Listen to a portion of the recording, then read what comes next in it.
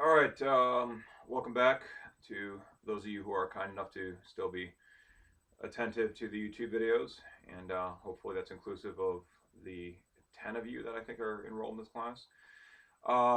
This is going to ostensibly, uh, putatively, be the last YouTube video that you will have to subject yourself to.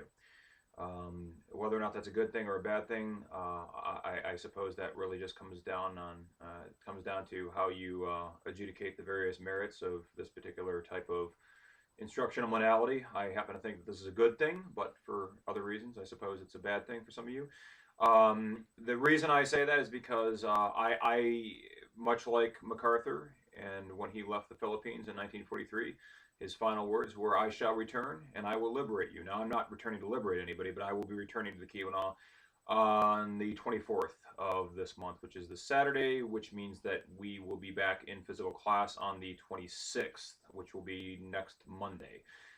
Today is Saturday, I guess it would be the 17th, is when I'm recording this. Again, not that that really matters, but this particular video is meant to serve as or stand in the stead of our physical class for this coming Wednesday, which will be, I believe, October.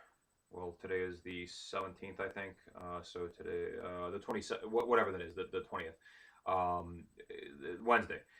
All right, so a couple of formalities that I need to dispense with before I actually return to our discussion of ancient Persia and Darius and the Greeks and the war that was inevitably going to happen between them. First of all, as I said before, this will be the last lecture video, I hope. Okay, and I should make that a statement that is contingent upon the assumption that we don't revert back to online instruction, which at this particular juncture, I think that that's very unlikely given that the case rate seems to be decreasing at a fairly steady rate. And so I don't anticipate that that's going to be an eventuality that is very likely to occur. So we should plan on being in class on physical class on Monday, and that will take us again to the 26th of October. Okay, so that is, and you will receive an email from me reinforcing and reiterating this point. So this is redundant, but I'll just go ahead and say it anyways because it's important. What I want you guys to do before that class, there's a couple of things because we need to have a discussion, and I want there to be some dialogue here, not just me going through and evaluating the various propositions and then just deciding for myself as to which one sounds better. So the choice that we have to make, and by we I mean you, not me necessarily. The choice that you guys are going to have to make is the form that your next test is going to take. I am undecided on this particular proposition, and not to suggest that I'm an indecisive individual, but rather to very firmly assert that I want to give you guys the prerogative of choice and some discretionary control over the content to the extent that I'm able to do so, which is consistent with my modus operandi thus far this semester, not just with this class, but for any other that I teach. So that's the rationale that I have. Now, what are the possible options that you have? Well, option number one is to have a physical test, which will require you to actually be in physical class, and you will take it as just a standard, normal, conventional test, as would be given in the context of any other class that I would be giving. So you come to class, you sit down, you bring a writing utensil, a black or a blue pen, or a pencil of some sort, and you commence with the answering of the questions. Now, I submit that for some of you, perhaps you would think that that would be advantageous, especially for those of you who did not do as well as you would aspire to do on the first test, because you didn't like the environment wasn't sufficiently, there were strictures in the environment that were conducive to ensuring that you were successful in that exam. I suppose that's an argument. It's a rather convoluted one to make, but I don't know. Maybe some of you prefer a physical test. Some of you may prefer a physical class over this online virtual mode of delivery. I don't know if that's the case or the reasons as to why that may be. I don't see how being there in person really it does anything, contributes anything substantially to this class that is otherwise lacking with respects to this particular mode. But as for the test, though, you guys are going to have the choice, right? Now, I'm going to take I mean, I want there to be some thought given to this. I don't want you to just say, yeah, I want this particular test version of test one way or the other. I want you to be able to tell me why it is you think that that's the preferred method of testing. So this is just a long-winded way of saying that I want you to give some thought to this. Now, again, test option number one, all right, and I should say that the test, by the way, is it should be on the horizon. It's in the near-term future, the indeterminable near-term future, which means probably in the next couple of weeks, I would imagine. I want to get that we need to really take that second test by the end of the first week of November at the very, very latest. So it's coming up in the next 2.5 weeks at the very most, which means that you really got to give this some thought quickly and dispense with this, or at least arbitrate the matter before you come to class on the 26th of October, which is again the Monday after this next Monday. Um, so option number one is to come to class and to physically take the test. Now, again, the only thing that I can think of, the only advantage that that may confer to some of you, to few of you, anyways, would be that that would be an alternative mode of evaluating your competency with respect to this material, alternative to the mode that you had to submit yourself to last time, which was in fact the online mode of instruction or mode of test taking, I should say. And the reason I'm giving you guys this choice is because I think that it would be unfair of me to do otherwise, in the sense that you've acclimated yourself to a form of instruction which for the last 3.5 weeks now has been exclusively a virtual form of instruction. And again, some of you may think that because we've conformed ourselves to a virtual form of instruction, that therefore that would logically entail us taking a test which is consistent with that particular instructional modality. And ergo, we should take the same kind of test that we took last time, which was the test that was delivered to you, disseminated to you guys via email, which was returned to me via email as well. So everything was done virtually, and you had not necessarily unlimited time, but you did have a great deal of time. You had about, I think, maybe 8 or 9 days from the time that I actually gave you the test to the time that it had to be returned back to me, and you had as many resources at your disposal as you could conceivably bring to bear when answering those questions. Now, I think that taking the test in the virtual online format confers certain strategic academic advantages to you, in fact. To me, it's immaterial either way. All right, I have to grade the test either way, so it's six one way, half dozen the other. I mean, I'm still going to have to spend a great deal of time. I'm going to allocate 30 minutes for each of your guys' tests to evaluate and scrutinize your answers, and then give you some kind of critical feedback. And that's going to happen regardless of what form this test takes. So I am when I say that I'm indifferent to this, I genuinely mean that I am entirely indifferent to it. I don't really care.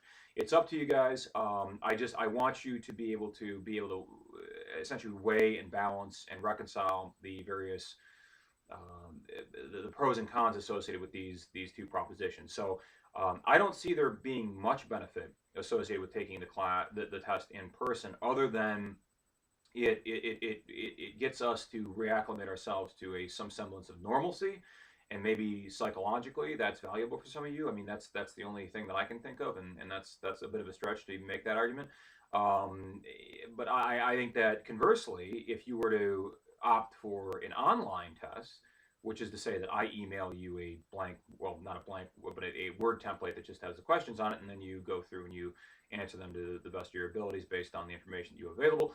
I think that that does, as I said before, confer a significant academic tactical advantage, and it inures in your favor in the sense that you have essentially unlimited resources at your disposal. You have the book, not that that would really help you very much. You have the slides, not that those would help you very much, but you have these videos, certainly, which would, I think, be very dispositive in offering you some evidence and some facts and some analysis, which would certainly have bearing in relation to your formulating your responses to the questions. And you would have your notes, which I would think would also confer significant advantage in terms of informing your responses and ensuring that those responses were consistent with what I reasonably expect you to say. Now, contrast that with what the alternative option would be to say that you would come to class and we would take the test as we ordinarily would, which is to say that we haven't done that yet. I mean, some of you, I think that the one of you who's been with me before, who videos all the way back to last year, you know what that's like. But for the rest of you, the other 9 of you, you have no idea what that's like. So it would be something that something of a new experience for you, and maybe you would rather acclimate yourself to that experience now because the second test will be worth less points than the third test. So if you think that there's some risk associated with taking this test because you haven't taken a physical test with me yet, well, maybe it would be better to impose that risk now when there's less points on the line. But I think conversely, the other argument is, well, if you think there's any risk at all associated with having to acclimate yourself to a test where there's time constraints and you're restricted with respect to the fact that you can't really use any materials other than what you have in your mind when you come to the class, um, well, then let's just go ahead and relegate this to, again, the email, online, virtual modality of test taking, because that might be, I personally think, all right, now I'm going to interject my personal opinion on this and exercise some discretion with respect to what I say here, but I personally think that it would be easier for you as a student, in fact, if I were a student in this class, I would be most vehement in my support for an online version of the test because, again, like I said, it offers you not unlimited time, but it offers you a great deal more time than the hour and 45 minutes that you would otherwise have. Because when we come to class and we take the test, I'm going to spend at least 5 or 6 minutes explaining just certain rules of the game. So it's not going to be like you come to class and we immediately initiate the test. It's going to be you come to class and then there's 5 or 6 minutes right off the clock right there. So and you have resources again that will be accessible to you contemporaneous with your formulating responses to the question. So I think for those reasons, and perhaps for others as well, maybe there's psychological reasons, I don't know, but I would think that it would be advisable for you anyways. It would be most conducive to your own academic interests, which at the end of the day, that's the bottom line for this class. I mean, let's face it. Let's call a spade, and let's be realistic here. This isn't just about learning history. I mean, I wish it was. It ought to be. That's a noble aspiration. But at the end of the day, the reality of it is it's earning college credit is what it is, right? And if you can do that more expediently and more successfully and more competently and more easily in the context of an online test as opposed to a physical, literal physical test, then so be it. So that's the proposition. Again, I want you guys to be able to think this over with enough time to actually give proper consideration to these two proposals and to sort of balance the interests and reconcile the pros and cons, and then come to class on Monday ready to tell me definitively which of those options you want. I don't want any indecision. I don't want any ambivalence with respect to this particular proposition. I want some I don't want unanimity, but I want everybody to participate in this, right? Whether you vote one way or the other. Okay, that's the only thing that I can think of right now off the top of my head in terms of formalities. I guess the other issue that we will have to at least consider at a certain point in time, sometime in the very near future, because as you are well aware, this semester is already halfway over. We're in week, I think, 11 now. I think that's what this week is. It's either week 10 or 11, but either way, it's only a 16-week term, so we're well over the hump at this point. The other thing that I would like for you guys to consider is the extra credit option in this class. Now, ordinarily, the extra credit option in this class takes the form of a film. And ordinarily, well, I can't say ordinarily because it really depends on the circumstances, but it has been more often than not, the case that the film that I show is a film that I allow you guys to choose. And it's not just any movie that you want. We can't watch Star Wars. We can't watch Avatar. We can't watch, Frozen or something stupid like that. We have to watch a film that actually has some substantive relevance and thematic bearing to the sorts of things that we talk about within the scope of this class. Right? Now, it doesn't necessarily have to be something that I spend a lot of time on, but it does have to, in some way, correlate with the sorts of things that we're talking about with respects to the time and the place. Okay, so it has to be relevant in that sense. Now, there's a lot of historical films out there that actually do meet that criteria. I guess the other stipulation I would make is that it cannot be completely fanciful or fictional or fantastical, And conversely, it cannot be just strictly a documentary, because the whole point of watching the movie is not just to entertain you, but also to edify you. It's an edifying experience in the sense that what I want you guys to do, if in fact if or when we eventually get around to watching a movie in this class, I want you to look at it through the critical analytical lens of a historian, essentially, right? As somebody who's critiquing the authenticity of the material that's being represented in the film, and assessing it, and doing some sort of ex post facto analysis on this, and telling me which of this material is consonant with and consistent to what we do understand to be factually true about the history that this film is purporting to represent, versus which of this material is incongruous with, or inconsonant to, or inconsistent with the material as we understand it through our own study and interpretation of the past. So that would be the task that you have. And again, this would be extra credit, right? So it's credit, it's gratuitous credit on top of whatever credit you ordinarily earn in the course of this class. But that is my proposition, okay? And I like to do it that way. I like to have a film because as you probably have discerned by now, I think this is readily deducible based on what I've said and how I comport myself in terms of the analogies that I give in this class. I'm a lover of cinema. I consider myself to be an aficionado, actually, when it comes to films. And so I want to share my love of films, if only vicariously and momentarily, with you guys as well. And it gives me an opportunity to present to you a selection of films which I think do a pretty damn good job of representing historical events that are associated with the substantive scope of this course. And therefore give you the choice of selecting amongst those particular options which of those you think is most appealing, and which of those you think is going to resonate most with your sensibilities in terms of your taste in film and what you actually want to get out of this. So something to consider, okay? This is something to consider. Now, in lieu of doing the film option, and by the way, if we were to do the film option, what has happened in the past, this has happened only once before, and I've shown this film for nearly I've shown a film. I shouldn't say the film because we haven't selected a film, but I've shown a film for nearly every iteration, every version of this class that I've taught, going all the way back to when I first started teaching this class, which is 2012. So the last 8 years, I've shown a movie in association with this particular class for almost every successive iteration of this class that I've taught over the last 8 years. Now, only one of those versions, only one of those movies, ended up actually occurring in the proper cinematic environment of the actual theater, which was last year. I took a group of students, not too dissimilar from yourselves, to Rogers Cinema, which is just down the hallway from our classroom there in the Copper Country Center, and we ended up watching Gladiator, which was a phenomenal experience. And it's a movie.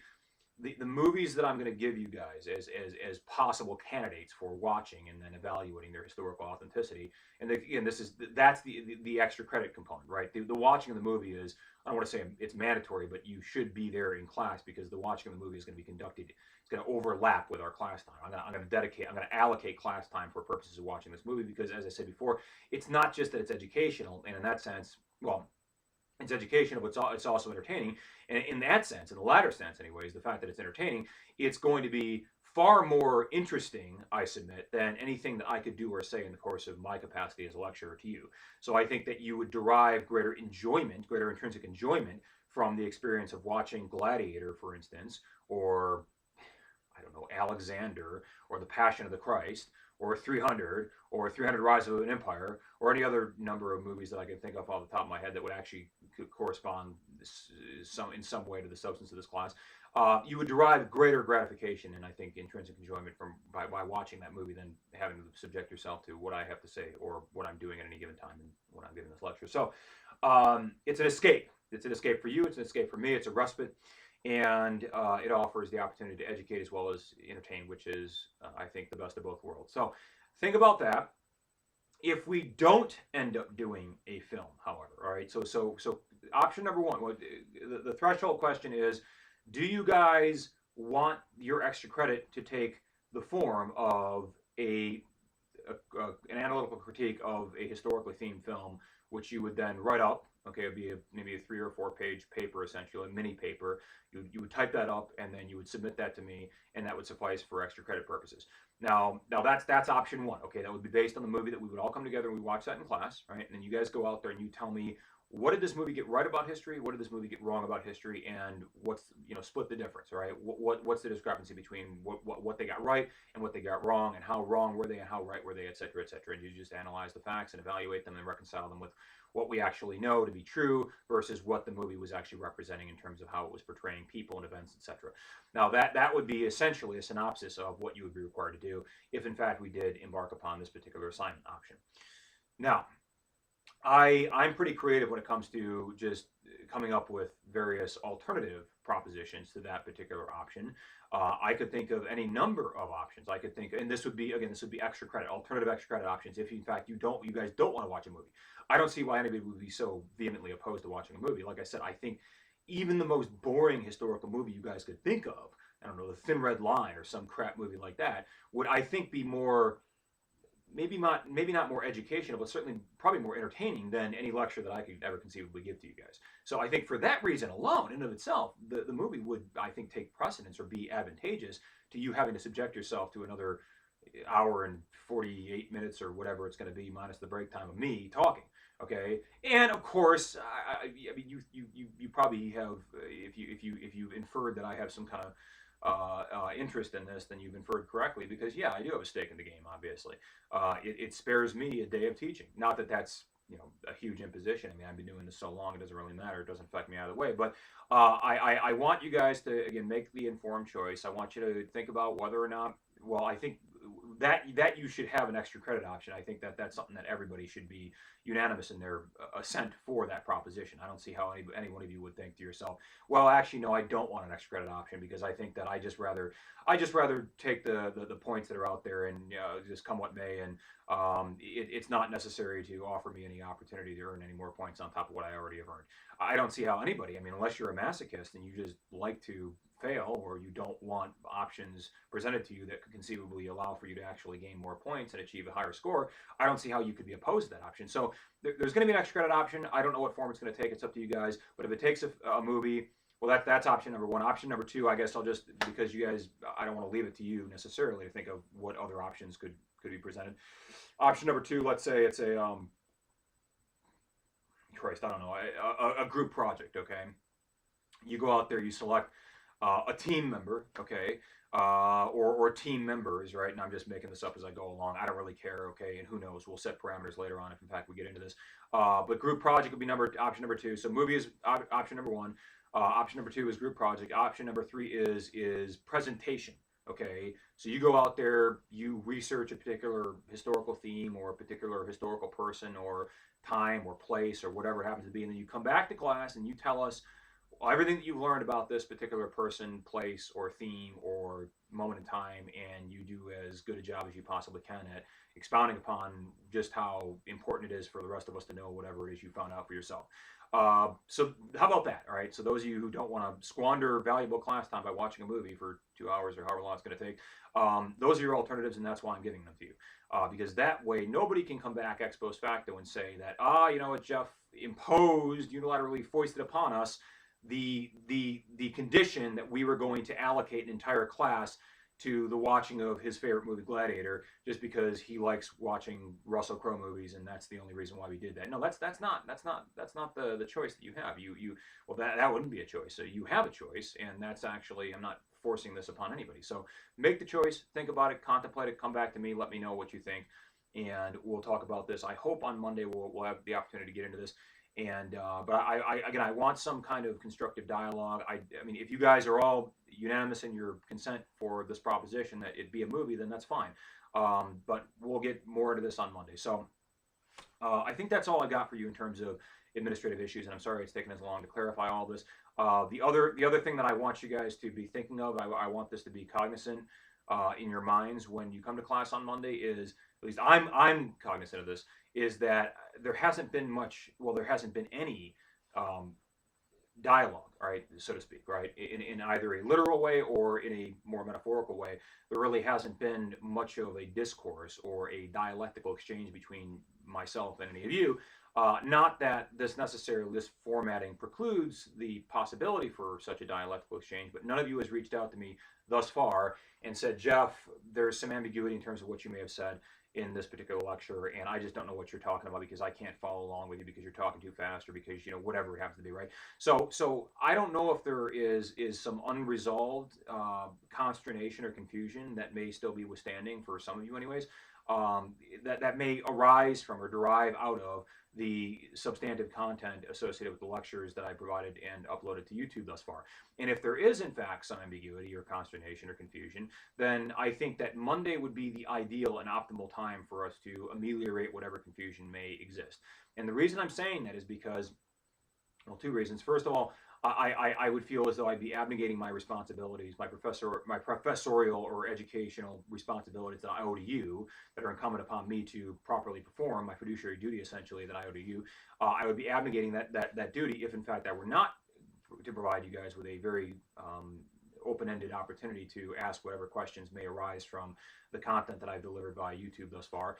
And number two, more importantly, more I think critically for your purposes, is because the next test, when whatever form it takes, whether it's the the virtual, online, unconventional form, whether it's the physical, interpersonal, conventional form, regardless, it is going to be predicated almost exclusively on the content of these videos up until this point, because that's what I've been talking about for the last I don't know however long we've been doing this now, 3.5 weeks. I think this is going to be week 4 actually, and I think I believe, as far as I can remember, anyways, I've made 2 videos in association with each of the past preceding three weeks. So this will be video number 8. All right, so that's 8 YouTube videos, approximately 2 hours in length each, right? So that's 16 hours of recorded material that you will be responsible for evaluating, vetting, scrutinizing, and becoming sufficiently fluent with, so as to be able to recapitulate the more salient themes and topics associated with that content in the context of a question on the next test. And I think that I would strongly encourage you to go back and review some of the stuff.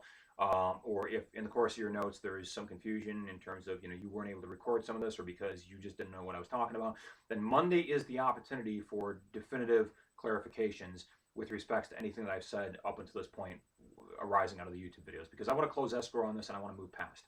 And I don't want to be dealing with this stuff retrospectively again and again and again.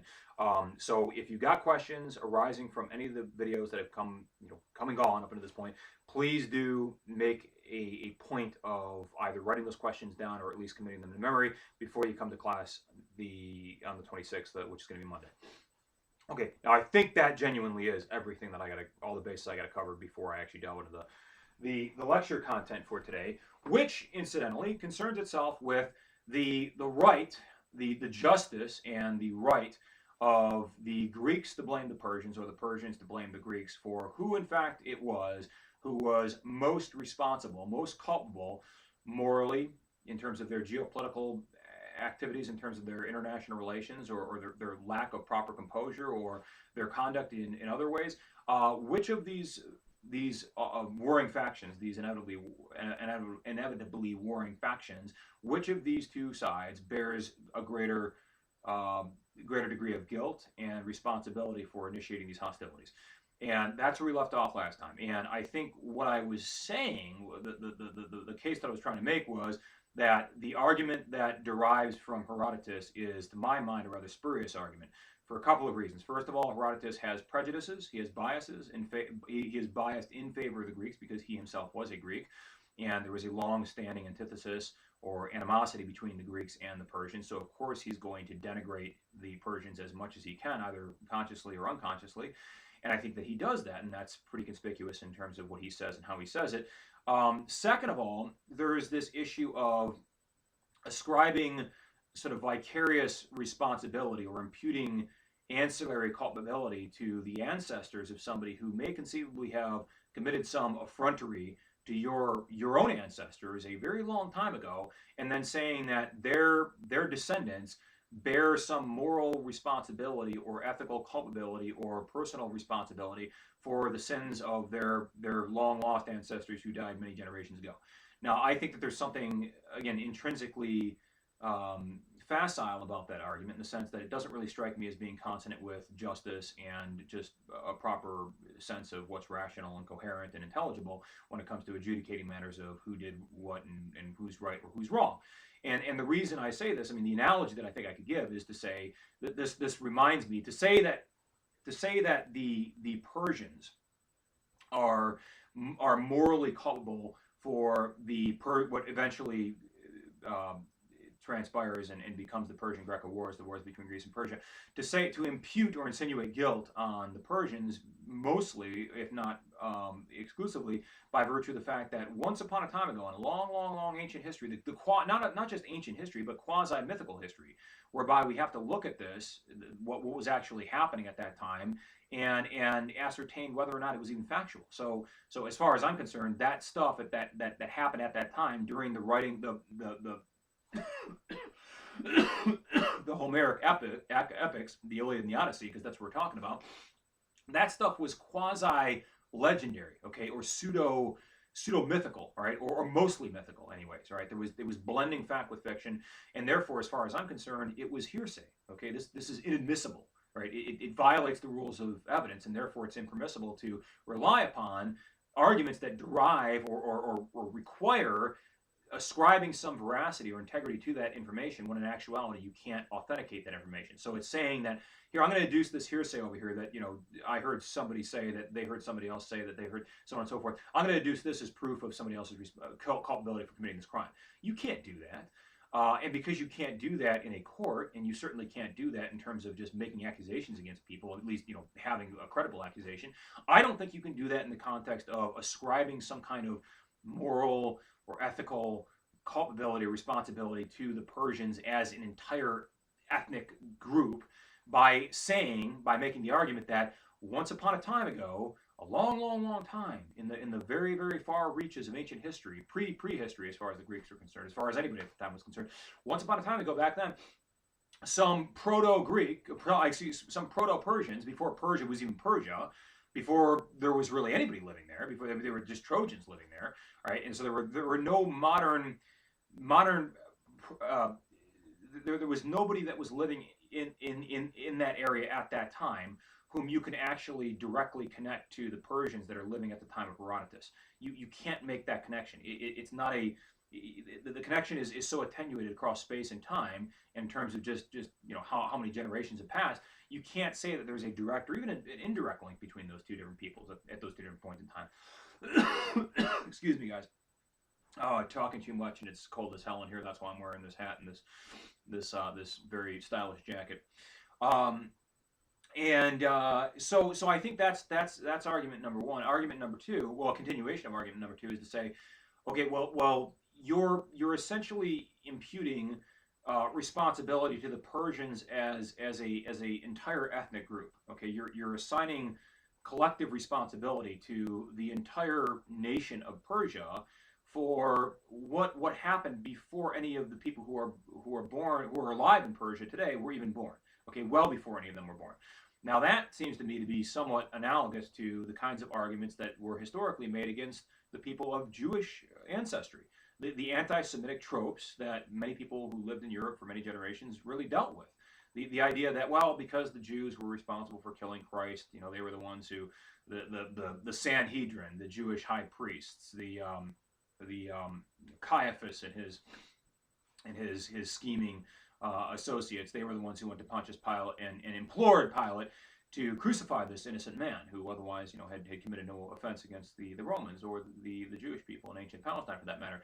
And so there's this notion that, well, all Jews, therefore, bear the responsibility and the moral culpability of the sins that their ancestors committed, even though the relationship between the modern-day Jews in the contemporary world, whether the 20th century under fascism in Germany, or whether it's modern-day anti-Semitism, whatever form that happens to take in the areas that it does manifest itself, to say that there is some kind of connection between modern-day Jews and the ancient Hebrews who were arguably, I think you can argue whether or not they collectively were responsible for committing this sacrilege against the sensibilities of all Christians because they somehow had the blood of Christ on their hand, metaphorically anyways.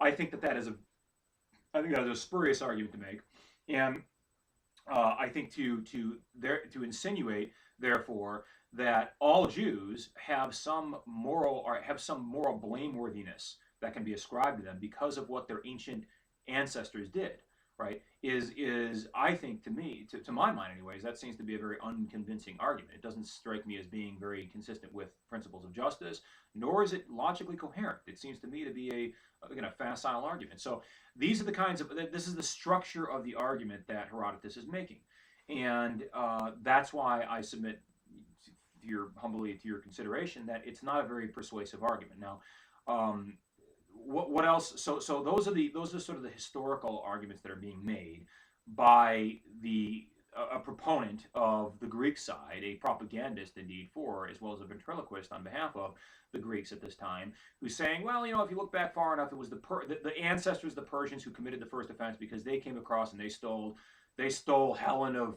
Sparta. They abducted her, absconded with her in the middle of the night, and they made her Helen of Troy. And that was an offense that was so terrible, it was so egregious, it offended the sensibilities of all honest, scrupulous, decent, noble Greeks, that ever since then, from that point forward, all Greeks were duty bound to have this condescension and this conceit and this disgust for all Persians or anybody who lived in that area.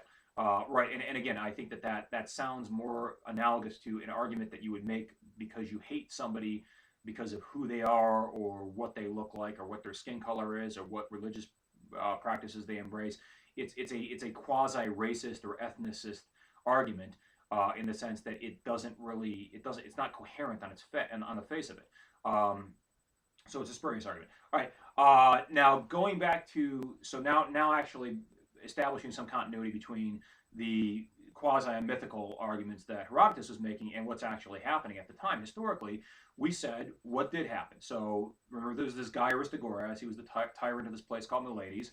And remember, a tyrant isn't necessarily a Saddam Hussein or an Adolf Hitler or Joseph Stalin.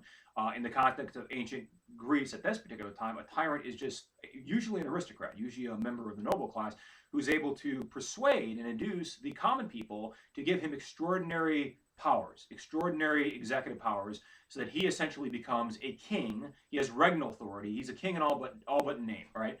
And this guy, this tyrant of Milades, this guy Aristagoras was his name, was a bit of a douchebag, all right? And I explained the reasons why you should think that about him. I mean, you don't necessarily need to say that, but if you do, I want you to be able to substantiate that claim, because you can't just go out there and say that Cambyses was a douchebag because Jeff said he was a d-bag, right? No, that's not enough. You have to tell me the reasons why, and the same for Aristagoras. Well, Aristagoras, I think I told you, I think the thing that I found to be most problematic with the guy is that he was hypocritical. He was himself embracing a form of governance which he employed vis-a-vis his own people, which itself was antithetical to democratic sensibilities. And yet he was petitioning and soliciting the help from the Athenians, who lived in Athens, which itself was the birthplace of democracy, ostensibly to fight against the tyranny of the Persians. When in actuality, the only tyranny that was manifest in the city of Milades was the tyranny that was being propagated by Aristagoras himself. He was the tyrant, not the Persians. Now, true, he was ruling sort of as a proxy for and on behalf of the interests of the local Persians, the local Persian government in that area. But that he is more complicit in abrogating and usurping the rights or transgressing upon the rights of his own people by virtue of the fact that he is the one who's the tyrant, right? So he's the one who is ruling with executive mandate and such, and yet he's petitioning, he's soliciting the Athenians to come over there to help him to allegedly, ostensibly, liberate the people of Milades, the people who are under his tyranny, from the invidious and insidious influence of the Persians. Now that, it seems to me, doesn't make any sense at all, whatsoever, period. Okay, and I hope that the inconsistency of that proposition is self-evident on its face. Seems to me to be a prima facie inconsistent argument for him to be making.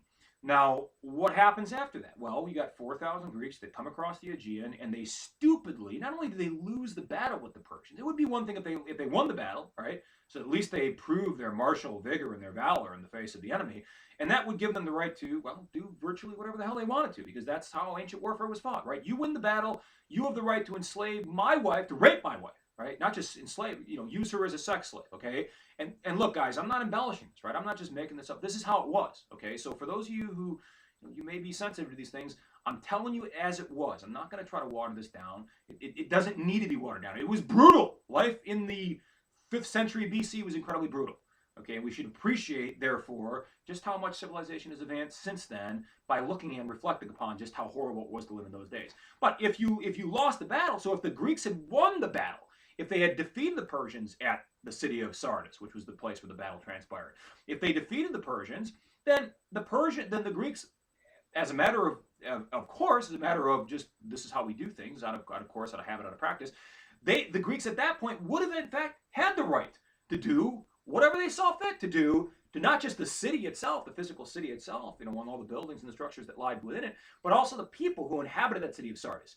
The Greeks would have been at liberty by virtue of their conquest, by virtue of achieving military superiority and victory over their Persian adversaries.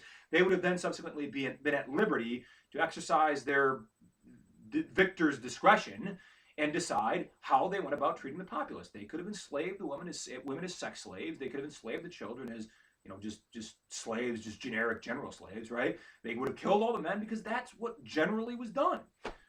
They could have burned the city down. What did they do though? They lost the battle. That's dispositive. That's the probative consideration. Why does that matter? Well, it matters because it always matters. Because the victors are the ones who write the histories. Okay, as Hermann Goering said at the Nuremberg Tribunal in 1945. Hermann Goering was Hitler's number 2 man. I maybe made that statement in 1946, but it was in the course of the Nuremberg trials. I'm not a fan of Hermann Goering in particular. I think he was a very charismatic guy, but he was a rather invidious individual. But he said that, and I think that's a quote that's probably been recapitulated throughout the annals of history. But it's true, okay. And the victors can impose whatever terms they see fit to impose because that's their prerogative, because they have the power, and therefore justice is contingent upon having the power to effectuate that justice. So justice is essentially whatever you say it is. I mean that's sort of the realpolitik version of our conception of justice. We're going to get much more into the philosophy of justice and power when we talk about Thucydides in the context of the Peloponnesian Wars. But for purposes of this particular discourse, I want you guys to understand that the Greeks. This is an important point to assimilate yourselves to, because it's not necessarily about what happened to the city of Sardis, because if what had happened to the city of Sardis had been a result of the Greeks having achieved victory over the Persians, then all the depredations that were inflicted upon that city, and most conspicuously its temple, the temple of the gods, right, because that's where the sacrilege really occurred, well, all of that would have been retrospectively absolved, right? The Greeks would have been absolved, or their sacrileges would have been vindicated by virtue of the fact that they achieved victory over their adversaries. So we have to do this sort of post hoc analysis and ask ourselves the question, right? Is your treatment of a city, whether it's the physical infrastructure of the city or whether it's the people who inhabit that infrastructure, is that treatment just, or is it arbitrary? Is it unjust? Is it capricious? Is it wanton? Is it cruel? Is it sacrilegious? Is it what are the qualities or the connotations you would assign to it? Well, those qualities and those connotations entirely derive from, they flow out of whether or not you won the battle. Now that seems to me to be a rather arbitrary way of adjudicating the morality or the ethical content of the consequences of one's actions. To say that by virtue of winning the battle, that gives you the right to do everything, right? And anything and everything you can possibly imagine. I want to go out there and I want to rape all the women, and you know what? Just for shits and gigs, I'm going to rape some of the men as well, because that's my thing, right? I like to go out and I'm a rape maniac, okay? And maybe some of the I don't know, whatever I encounter, right? I'm going to go and that's fine as long as you won the battle, right? But that is the way that the ancient system of adjudicating justice and arbitrating whether or not you actually have a just cause, that's the way that is the way in which it was decided. Okay, so it ultimately came down to, what did it therefore come down to? It came down to who was more powerful. Okay, and that's why I say that power is a prerequisite to justice. Okay, there's this relationship between power and justice, and I'm going to elucidate this more as we discuss the wars between the Greeks themselves, more so than the wars between the Greeks and Persia. But to my mind, anyways, at least in this particular time, both philosophically as well as historically, the facts on the ground seem to suggest that justice was only achievable by those who had the power to actually effectuate it. Now, whether or not is that necessarily true today? I mean, I guess that's more of a philosophical proposition, but I would say that actually it sort of is true today, right? I mean, the government of the United States determines what the laws of the United States will be. Now, of course, you can say that the government is acting on behalf of or at the behest of or in the interest of the people it serves. Well, yeah, maybe. I mean, to a greater or lesser extent, perhaps that's true, but still, you know, the government has the prerogative to decide which laws are just. I mean, the judiciary, I should say, right? But does might usually make right? I would say, as a general proposition, that is generally true, and that was almost always exclusively true in the context of the time period in which we're talking about. Might almost always made right. Okay, so might would vindicate anything that otherwise would be morally unscrupulous or morally opprobrious. It would have this morally opprobrious connotation to it. As long as you were mighty, as long as you were powerful, as long as you won the battle, then you know what, it didn't matter what you did after the fact. Have we made progress since then in a certain way, in a certain sort of sense? Well, can we say that because the United States is so mighty and so powerful, we can project our power globally? We can go over to Iraq and invade Iraq. We can go over to Afghanistan and invade Afghanistan.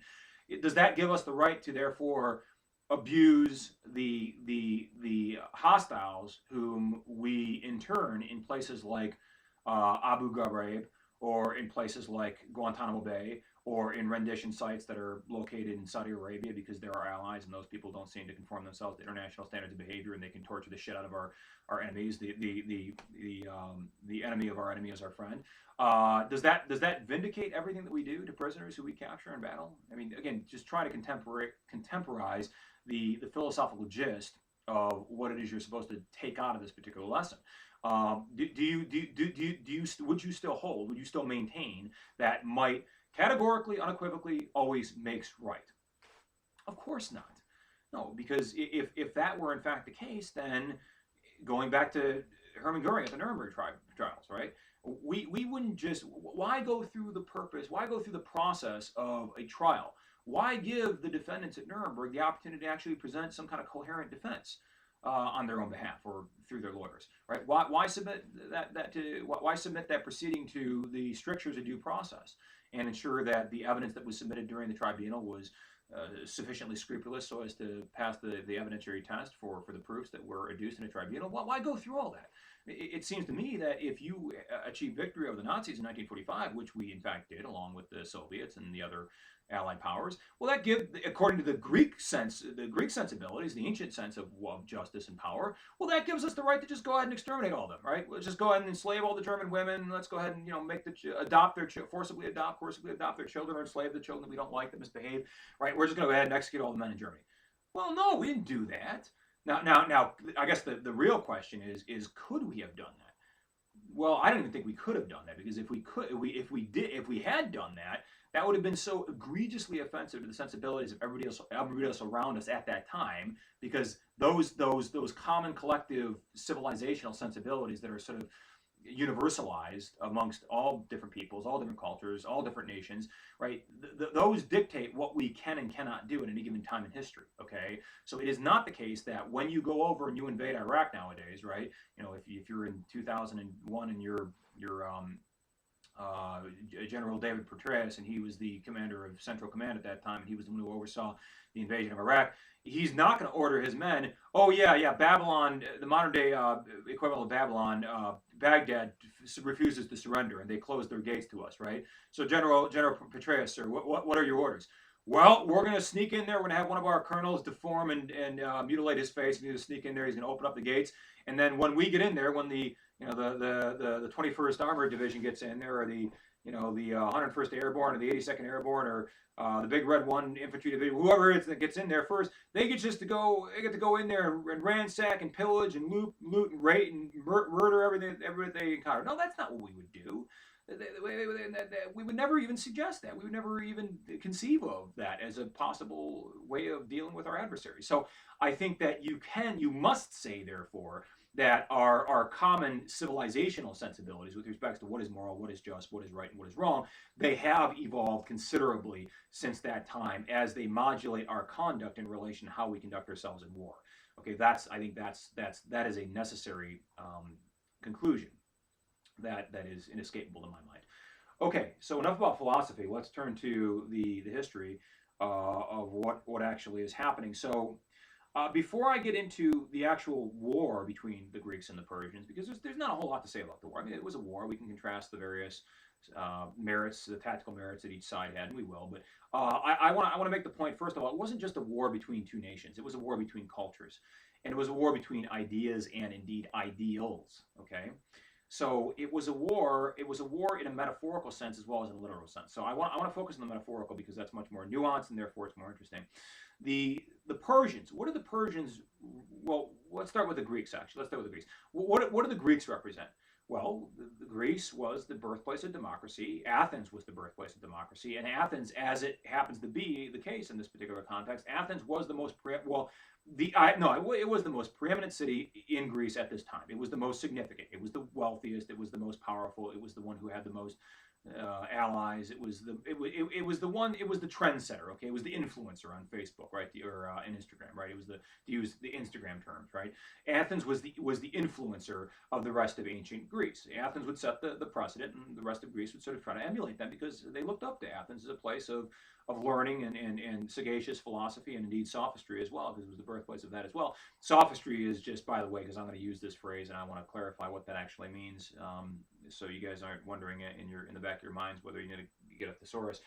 Sophistry just refers to philosophers who use a lot of philosophical jargon and a lot of eloquent language to persuade you to believe that they're right, when in actuality there's not much substance to what they're actually saying.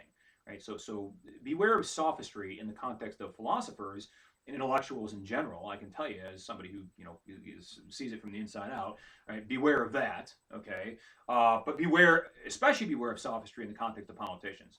Beware of as a quote from I think it was Euclid actually. You guys should know Euclidean geometry. He was one of the founders of geometric, not geometric shapes, but geometric theory, along with Pythagoras.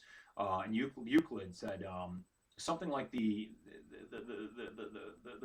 brave and courageous warriors proffer their city more than the finest and most clever speakers. Okay, the brave and courageous warriors proffer their city, meaning that they confer an advantage to their city, much more than the finest and cleverer speakers. When he said that, Euclid was a contemporary of Aristotle and a contemporary of Plato, or Socrates, anyways, and many of these other philosophers.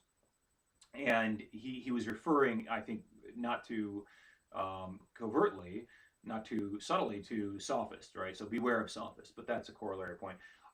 So back to the metaphorical contrast between Greece and Persia. The Greeks, as I said, they looked to Athens, and Athens was the birthplace of democracy. There was this guy called Cleisthenes who lived in Athens. I don't think we're going to have time to talk very much about Cleisthenes. But Cleisthenes was sort of the grandfather, or the godfather. I like to use mafia terms because the mafia is pretty badass. He was the godfather. The Russian mafia is pretty badass. The American mafia is a bunch of, well, I won't get into what they are, but they're not as hardcore. Cleisthenes was the godfather of democracy, and he himself was a denizen of Athens. He was an Athenian, as was Solon of Athens, who came after Cleisthenes, who was sort of the father of democracy. So you got the father and the grandfather of democracy both living in Athens. They're both Athenians. Democracy was the birthplace, therefore, of democracy. Athens, therefore, was the birthplace of democracy. Now, what was democracy? Or why was democracy important? Not what was democracy. We all know. I think you guys all know what democracy is. Democracy is that which is going to die on November 3rd, 2020. Okay, that's what democracy is. No, I'm just kidding. But you see, this is a conversation that I had with my political science students yesterday. Well, I didn't have a conversation. This is a monologue that I delivered in this very same room yesterday with respect to my political science students. I said the concerns about the possibility of the situation degenerating into complete chaos and anarchy and a state of complete utter disorder, and devolving to a Hobbesian state of nature here in the United States, where we, the strongest prevail and the weak suffer what they must, to use the phrase of Thucydides. That's not inconceivable. I think it's unlikely. I think it's very unlikely that would actually happen, because it's in everybody's best interest to ensure that it doesn't. It's in the interest of a very, very select few to ensure that it does. It's in the interest of, if Donald Trump loses, then it's certainly in his interest to engender as much incivility and indeed just social lack of cohesion as much as he possibly can engender. But I don't think that. I think most people are probably going to restrain themselves from those kinds of behaviors, because, after all, what's good for the goose is good for the gander, and the contra of that is also true. But I think it's an interesting proposition, and indeed, my friends, mark my words and mark them well. We are living through historical times. I'll say this because this is a history class, after all, and we're talking about the history of the times in which we live, and there's no more important history than than the history which you are indeed subject to. And I said this in my lecture to my political science students yesterday. I said that this is the most consequential election that I have ever lived through, and I've been around since the days of Ronald Reagan. Okay, I mean, I wasn't very old in the time of Reagan. I was 0 years old when Reagan won in 1980. But the point is that this is a very consequential election in terms of it's a referendum on just how autocratic we want our president to be, and whether or not we want a more restrained form of the executive. It's a referendum also on what Trump has actually done in the last 4 years, as it always invariably is. But that's a different discussion for a different day. Going back to the metaphor, though. Okay, I don't want to get lost here in the in translation. The metaphorical connotation that this war between East and West actually has. So when I say West, I mean the Greeks. When I say East, I mean the Persians. The West. Okay, so democracy. Why was democracy significant at the time? Because Athens was the first place to consider the possibility of utilizing a form of governance which gave collective deference, which gave deference, considerable deference, to the collective or cumulative will of the people as it was expressed through whatever democratic bodies or mechanisms they had available to them. Now, this wasn't the democracy in the 21st century or even the 20th century sense, because this democracy was the franchise, if you will. And franchise means a couple of things, right? Franchise doesn't just mean Walmart's or McDonald's or I don't know, Tim Hortons or something, right? Franchise also means whether or not you are incorporated in a larger body of people who has a certain type of rights that are conferred upon you. Okay, that's what franchise means, right? So if you are disenfranchised, that means that you have suffered some estrangement, right? The rights that were imbued to you have been estranged from you, been dispossessed of those rights. Okay, or another way of putting that would be to say that you were never a part of the franchise to begin with. Okay, so there's two ways: you got to be affirmatively disenfranchised, dispossessed of rights that you once had that were once consummated, and then you're dispossessed of those rights, or you could never have been a part of the franchise. Now, the franchise in ancient Athens at this time, I guess I'll just cover democracy while we're at it because I'm going to get to this eventually. So let's just go ahead and just discuss it right now, so we don't have to deal with it later. Democracy in Athens wasn't democracy of the 20th century or the 21st century, certainly. The franchise was, those who could vote anyway, was limited to adult males who had a certain land amount of land which they owned, and they could actually meet certain property qualifications, right? So you had to be an adult, right? You had to reach the age of reason. Yeah, I don't know exactly what that was at the time, but you had to be a male, right? And you had to have a certain amount of property, and you had to be a citizen of Athens, I should say, right? But those things are sort of interchangeable because citizenship is sort of mutually supportive of the right to vote. No, that's not true. The right to vote is contingent upon citizenship, not the other way around. But just not to mince words, right? What I'm saying, therefore, is that if you were young, if you were a woman, and or if you were poor, you were disenfranchised in Athens. Okay, so it wasn't a perfect conception of democracy, but it was much closer to a very egalitarian form of rule when contrasted with how the other Greek city-states would rule themselves, because they were either tyrannies in the sense that you got this one very clever, very charismatic, very eloquent, and very persuasive aristocrat who induces the common people to give him extraordinary powers to rule over the rest of them, right? To just trust his discretionary judgment. That's not a good thing. Okay, so that's sort of the modern iteration of tyranny in that sense, anyways, right? Not the Saddam Hussein, not the Adolf Hitler version of tyranny, because that's a different sense of tyranny, right? But the modern permutation of the original tyranny, what the connotation the tyranny originally had in the context of ancient Greece. I would say the most salient example that I can think of, anyways, would be Putin's Russia. Okay, you look at Vladimir Putin. Vladimir Putin has been the quasi-dictator. He's been a lot of things, actually. He's been the president, and then after the tenure of office ran out, he sort of switched places with this guy, Dmitry Medvedev. And Medvedev was always his bitch, and everybody knew Medvedev was his bitch. But there was nothing they could do about it because Putin controls all the levers of power over there. And he just traded off. He said, okay, well, Medvedev, it's your turn to be president, and I'll be prime minister. And so they switched. And now he switched back in to be president because he was able to amend, not so secretively, actually, rather conspicuously amend the Constitution. But I think that's the way, that is the form of modern tyranny. Okay, that is the, if you were to find a parallel that is symmetrical to, most consonant with the principles of tyranny in the ancient Greek context, that would be the example that I would call to mind to give you some point of reference and some context, so you understand what tyranny really was in that sense. It's not, again, it's not Saddam Hussein, right? It's not just I can go out there and I can, I just point at a woman on the side of the street down there as I'm Saddam Hussein. I'm driving down the streets there in Baghdad. I'm going to rape her, right? That's not the kind of tyranny that I'm talking about in ancient Greece. It's a more constrained form of tyranny. Okay, so the Athenians were the incipient originators of democracy, and the Greeks in general. Okay, so to extend and expand this metaphor beyond just the narrow geographical precincts of the city of Athens, to expand it to the rest of Greece, extrapolate beyond Athens, I would say the Greeks in general really believe very strongly in this individual liberty and personal discretion. And you're right as a man. Okay, it's important to qualify this by saying men had rights, women and children didn't. Okay, but if you were a man in ancient Greece, and the reason men had rights, I hope, is self-evident, because men were the rulers. There was this very overarching sense of patriarchy that sort of preeminated over all the various facets of culture. And most importantly, men were the ones who fought the battles and won the wars. And therefore, men became the ultimate decision makers. And so it was a male-centric culture. It was a male-centric society. And therefore, it makes perfect sense as to why the women and children would be disenfranchised and alienated. They wouldn't have certain rights. But it was believed in Greece in general, whether you were an Athenian, whether you were from Eretria or Plataea, or from Thrace, or from Macedonia, or from Sparta, or from wherever, right?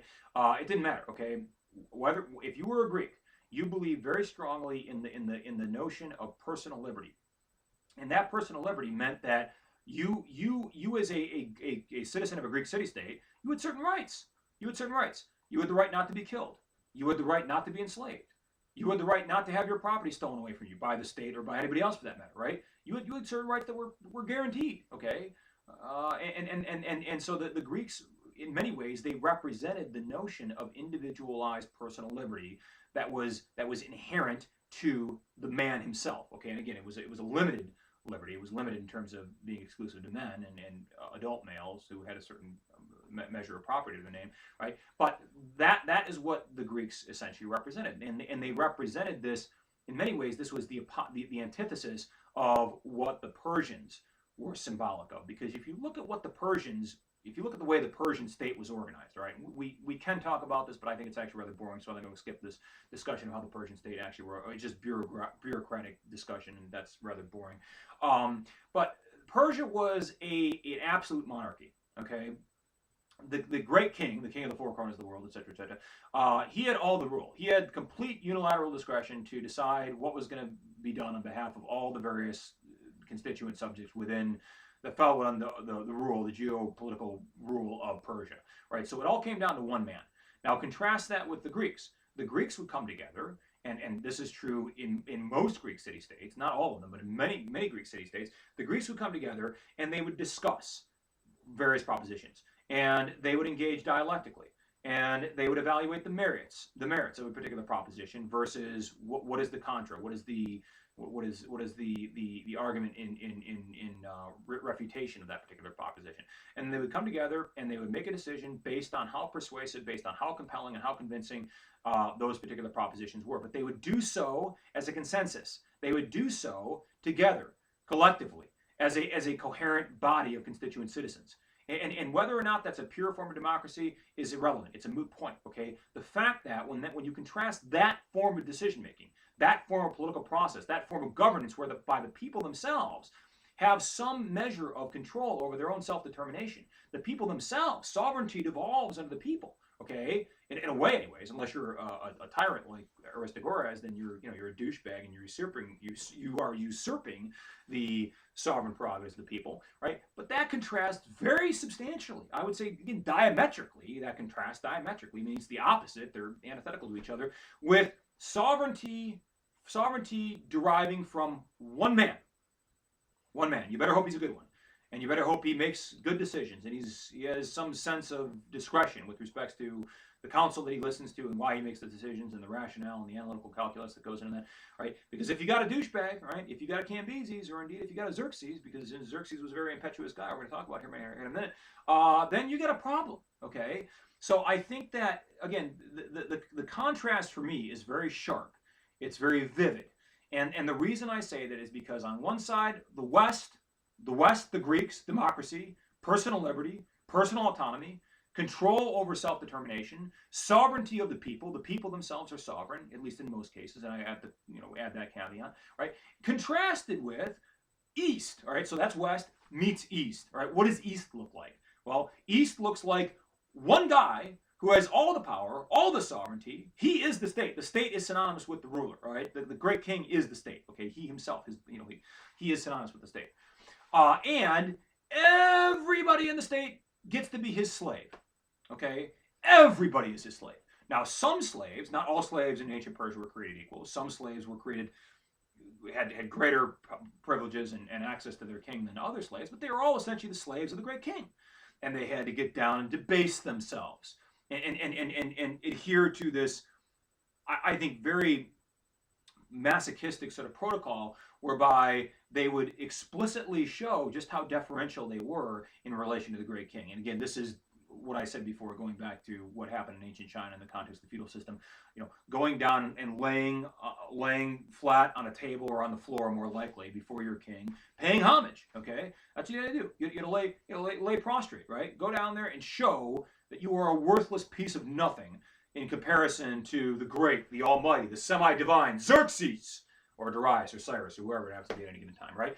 Because again, and not only that, but the Persians were much more superstitious with respects to the contrast between how they thought and how they went about adjudicating things, right, in relation to how the Greeks thought about things. The Greeks were known for their reason and for their justice and for their prudence and thinking about things very cautiously and very scrupulously and very with some measure of circumspect, right? After all, Greece, as we know, is the birthplace of Western philosophy.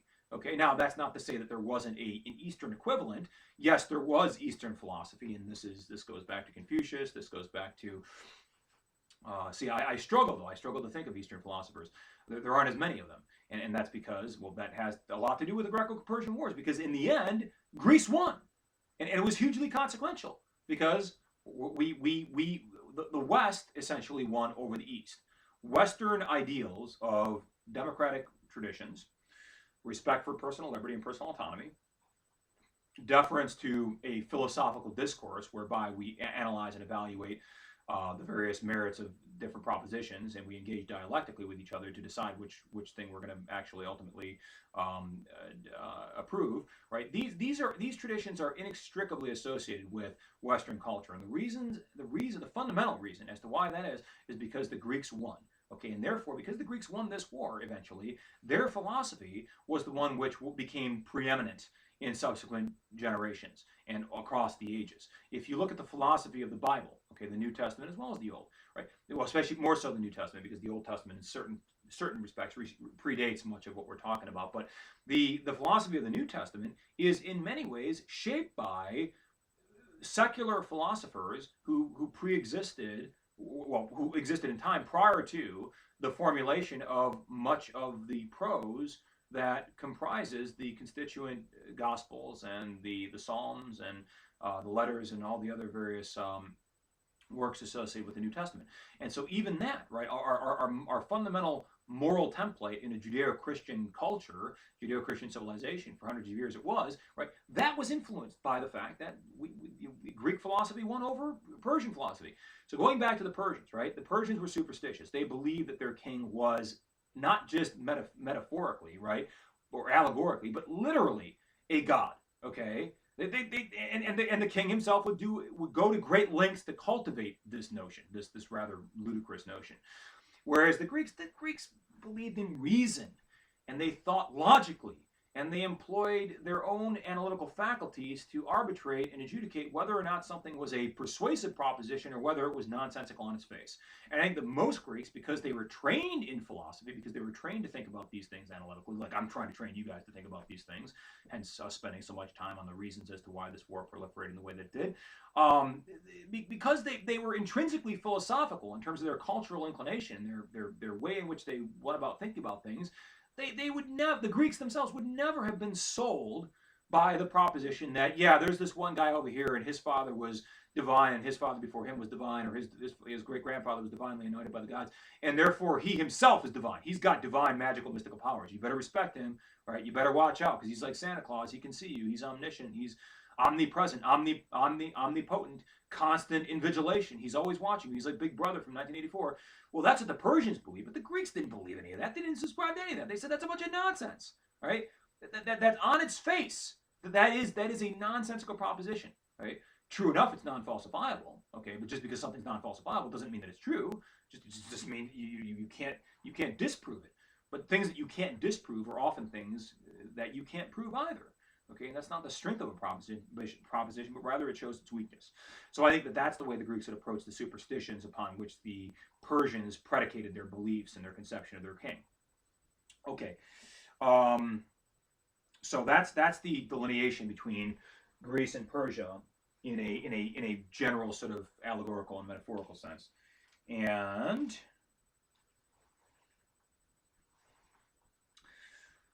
what were the Persians really fighting for? Okay, this is a corollary point, which I think is supplemental to the point that I just made.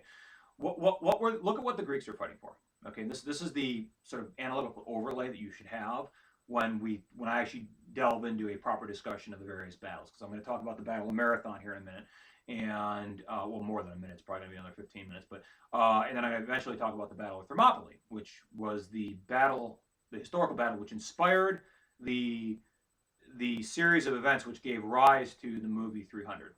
Now, for those of you who have seen the movie 300, it came out in 2006, so I'm dating myself here by saying that I was not a young man when it came out, but I was a younger man than I am now, obviously.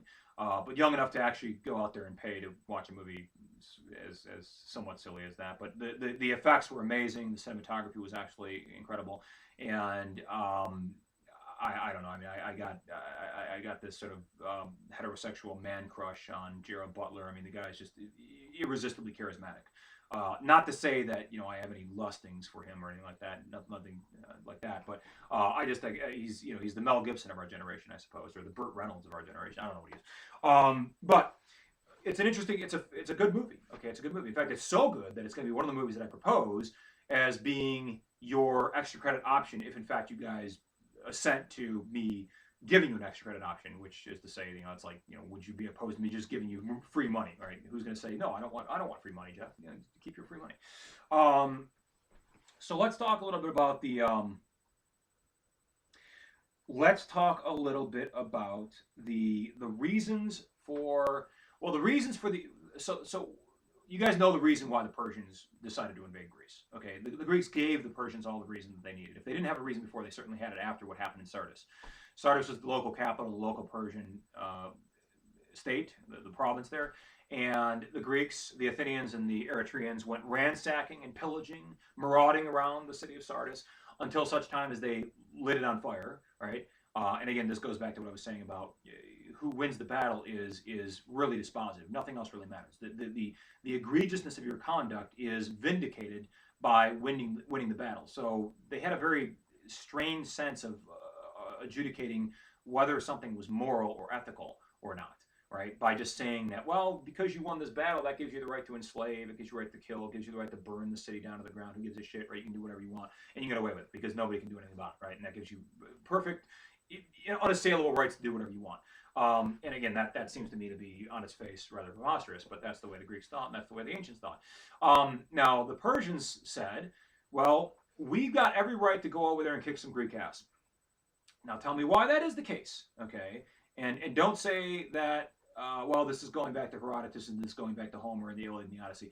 You should adduce that quasi-mythical, superstitious, quasi-factual nonsense that Herodotus was adducing, saying how, well, but that actually that doesn't go to the reason as to why the Persians were upset with the Greeks. That goes to the reason why the Greeks felt as though they had the right to first feel as though they were aggrieved. Okay, and I guess this actually goes to the point, which is to say that what Herodotus is trying to do, sort of behind the scenes here, is he's trying to set this up in a way that makes you think about, well, who cast the first stone, right? Remember this parable from the Bible, right? Let he who is without sin cast the first stone, right? Which is to say that none of us can cast any stones. Now that parable, by the way, on its face doesn't make any sense to me, because that means that in order for us to indict and convict and to execute a serial murderer / raper of young girls and young boys, let's throw them in as well, right? In order for us as society to indict and convict that serial rapist and murderer and pederast, then all of us would have to be without sin. Okay, that's a farcical proposition on its face. It's non sequitur. It doesn't work out. But going back to the idea of casting the first stone, why is that important? Well, because if the Persians cast the first stone, what you're supposed to discern, the sense that you're supposed to discern from the points that Herodotus is making with respects to his case here, is that what the Greeks actually did when they went across the Aegean and they burned the city of Sardis down, they offended against the gods, they committed the sacrilege because they burned the temple down. What they were doing was just retaliatory. Okay, this was punishment that was a long time in coming. Okay, it was delayed by eons. Okay, by thousands of years. Because the Proto-Persians, way back when, in the story of our grandfather's grandfather, great times to the 15th grandfather, those Proto-Persians, those guys living in the city of Troy, which is now contemporary Persia in the case of Herodotus, those guys stole and absconded with the Spartan queen, and so we're just getting back at them. This is the Athenians and the Eretrians going out there ransacking and pillaging and burning down the temple of Sardis. Well, that's just long overdue punishment, right? That's retribution, is what that is. Okay, and if we all believe at this particular time in history, because we all have some sort of superstitions with respects to the gods and how the gods move men, because the men don't really have free will of their own. The gods are the ones that are superintending the affairs of men, right? If we all believe that the gods are really concerned with justice, and we could say that, well, this was just a prolongation of an eventual retributive justice, going back to Hammurabi's code, right? This is an exacting of retributive justice by the Greeks on the ancestors of the Trojans for the offense that was committed by the Trojans against the ancestors of the modern day Greeks, right? So it's punishment. It's punishment overdue. Is better than no punishment at all, right? It's delayed punishment, but it's better than not punishing, right? And so that would be, I think that's what you would, that's the takeaway. And I know that's fairly, not intuitive on its face, but that's why I'm making the point as explicitly as I am.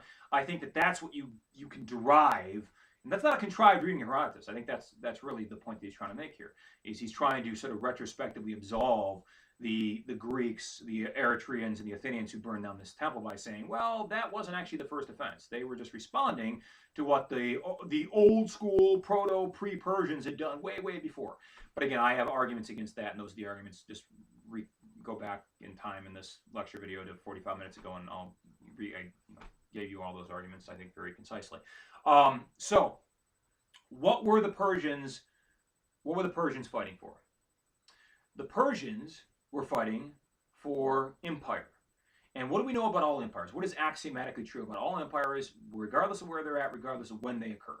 All empires are, by nature, imperial in their disposition, in their outlook, in their geopolitical orientation. Well, that you could say, well, that's a bit of a silly way of putting it, right? All empires are imperial. That's like saying, I don't know. Well, that's a logical fallacy. But it's a, I'm trying to think of the word right now, and I can't think of the word. There's actually a type of logical fallacy, and I should know this because I pride myself in being a bit of a logician. But it's a, anyways, I'll probably not think of it now because I'm trying to think of it so hard. The point, though, is that if you are an empire, okay, whether you're Persia, whether you're Rome, whether you're Babylon, whether you're Egypt, it doesn't matter, then by your very nature, you have to be aggressive.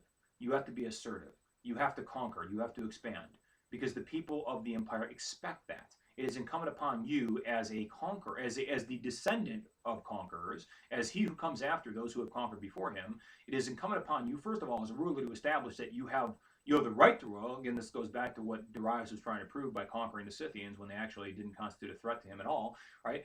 This is the idea that we have to conquer. We the rulers of ancient states or even modern day states, we have to conquer merely because that is the precedent that has been established for us, and therefore we have to live up to that glorious precedent, that glorious and ostentatious precedent which has been established before us, and not look as though we are weak or meek or lacking in martial vigor in comparison to those who came before us. So that's the first reason. Second of all, if an empire fails to assert its power, fails to assert its military prowess and its capacity to dominate and subjugate others, then those others might very well perceive that as a sign of weakness, because it's always been conquering, it's always been out there acting aggressively with respect to its neighbors, unilaterally so, without provocation, invading people, etc. Well, if you don't continue to follow along that precedent, then people are going to perceive that there's a reason as to why that is the case. And they may perceive that, they may construe that, the foreigners may construe that as a sign of weakness, internal weakness, because they don't know what's going on behind the scenes in Persia. Persia's a big place. So that's another reason. And so if you are an empire and your hunger, your voraciousness, your avarice grows with the eating, the more territory you consume, and that's the other thing, I guess that's the third point, is indeed the more successful you are in your imperial conquests, well, the more avaricious you become, the more glory you want to achieve for yourself, because the more you see, well, look, we go out there, we can conquer all those people, we can subjugate them and make them our slaves. Why don't we do that with these people, right? Et cetera, so on and so forth. And at what point does it end? Okay. And so the stronger you are, the more powerful you are, the more vigorous you assert your imperial power, the more inclined you are to continue to do so in the future. And Persia thus far has been a pretty imperial power, right? They've been, running around, swinging their, slapping people around for a long time now, okay, right, and subjugating people and enslaving them and just overriding their pre-existing right to self-determination and doing all those sorts of loathsome things. So what do the Persians therefore fight? If that's the in the abstract sense, if if that's the perceptual context which the Persians have going into this, well then what can you really say the Persians are actually fighting for? They're fighting for riches, and they're fighting for glory, and they're fighting for material wealth, and they're fighting for more power, and they're fighting to control other peoples who are weaker than them ostensibly, right? And most importantly, they're fighting because a king to whom they're all slaves of is telling them, bitches, get out there and fight for me. Okay? Now, is that a good reason? Is it a good reason because Donald Trump, Barack Obama, President, right, fill in the blank, right? Because that particular president says, all y'all punks get out there and fight, right? And without any other explanation whatsoever, okay? Because I personally think that it might be a good idea to go and attack and destroy and vanquish those people. That's not a good reason. Doesn't have much of an argument to it. Doesn't have. I mean, what can you say besides, well, I'm just doing that because I feel like doing that, right? So that is, again, I'm sort of ventriloquizing for Herodotus here. I'm taking the Herodotean case here and arguing it, but somebody needs to, because you guys aren't reading Herodotus because I didn't make it mandatory reading. I think that's the point that you can say about the Persians, and I don't think that anything that Herodotus says, all of his embellishments and his sensationalizations, none of that detracts from this. Okay, that is a meritorious point on its face, regardless of what Herodotus says. Okay, so the Persians are fighting to go out there to expand their empire. They're fighting to promulgate and perpetuate the autocratic, monarchical, dictatorial rule of one man who is a god in relation to all the slaves who he rules over. They're fighting to literally subjugate and enslave other people. Because by definition, okay, if your king is a god, right, and you further presuppose that all the subjects of the king are slaves in relation to the god, then any new subjects that are acquired by the Persian Empire are ipso facto in and of themselves slaves in relation to our god king, because they are new subjects that are incorporated under the auspices of the Persian Empire.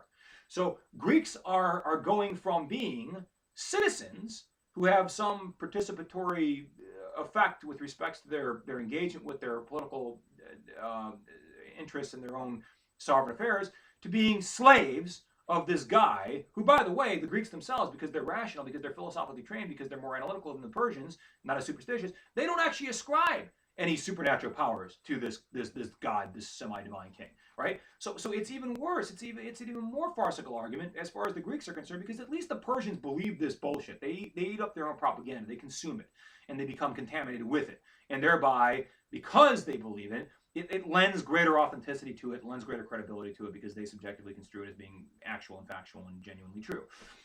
The Greeks, on the other hand, conversely, would say that's a bunch of nonsense, right? You might as well be believing in Santa Claus, and you might as well believe that Muhammad actually flew around on a horse a night flight to Mecca and Medina. Okay, well, maybe you want to believe that. That's fine. I respect your right to believe that, but I personally don't.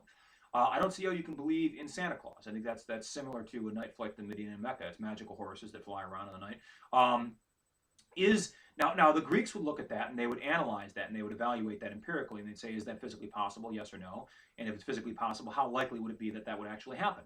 Well, it's probably not physically possible. Even assuming it's likely that that's going to happen, it's probably not very probable, and therefore I shouldn't believe it.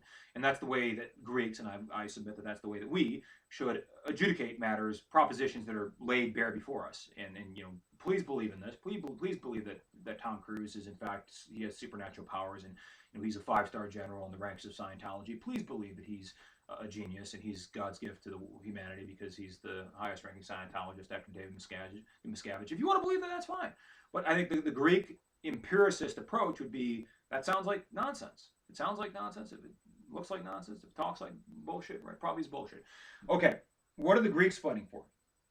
Well, they're fighting for their own right to maintain control over their own self-determination, to be able to determine how they pursue their own affairs with respect to remember, Greece at this time is not a monolithic geopolitical entity, right? It's not all Greeks are just Greeks. They all have the same allegiance. They all have the same laws. They all have the same rulers. No, Greece at this time is kind of like, what would be a good example? The Confederacy, I guess. I don't know if you guys studied the American Civil War, but it's an example that is I think foremost in my mind, because I just got done talking about the Confederacy a couple of weeks ago for my political science group. And if you guys didn't know this is a good learning opportunity for you. In the Confederacy, each state was essentially its sovereign state. South Carolina could promulgate its own laws, could raise its own army, could elect its own officials, could determine its own sovereign affairs without respect to what Georgia or North Carolina or Mississippi or Missouri or Alabama or Texas or Florida or the rest of the Confederate states are doing, right? And each of those states had its own sovereign control over its own affairs. They minted their own money, for God's sakes, okay? Now, that's the relationship that the Greek city-states had to one another, all right? But just like the Confederacy, there was a common cultural currency, if you will. Okay, what the Confederacy was slavery. It was a slave-based economy. It was also the notion that states' rights are supersede the rights of the United States government, that federalism is actually not a very good proposition, that we the states actually have greater rights and greater sovereignty than the federal government. But that's not something you need to concern yourself with, because that's a more nuanced argument. But the point is that there is a common currency that links the Confederate states, just like there's a common currency that links the Greek city-states. And the Greek city-states are not states necessarily. They're cities that are, they are cities that are states unto themselves, which is to say that they're like the Vatican, okay? And I think one of you guys, I think it might have been Gabe, that made this point very early on. I think it was Gabe who answered my question. What is a modern day example of a city-state that actually exists right now in the contemporary world? And I think you said the Vatican. That's good. This is the only one that I can think of, actually, off the top of my head. So that's what the Greeks and that's what the Persians were fighting for, respectively. So in the year 492, exactly 1,000 years before Columbus sailed the ocean blue. No, that's not true, as much as I would like that to be true, because it's a nice rhyme. That's not true, because this is 492 BC, not Anno Domini, okay? So 492 BC, we're talking way back when, before the Nazarene came along, before Jesus Christ was even born. It came into existence, excuse me. Before all that, in 492 BCE, for those of you current era and before current era people, what Darius did is he commanded his son-in-law, a guy by the name of Mardonius.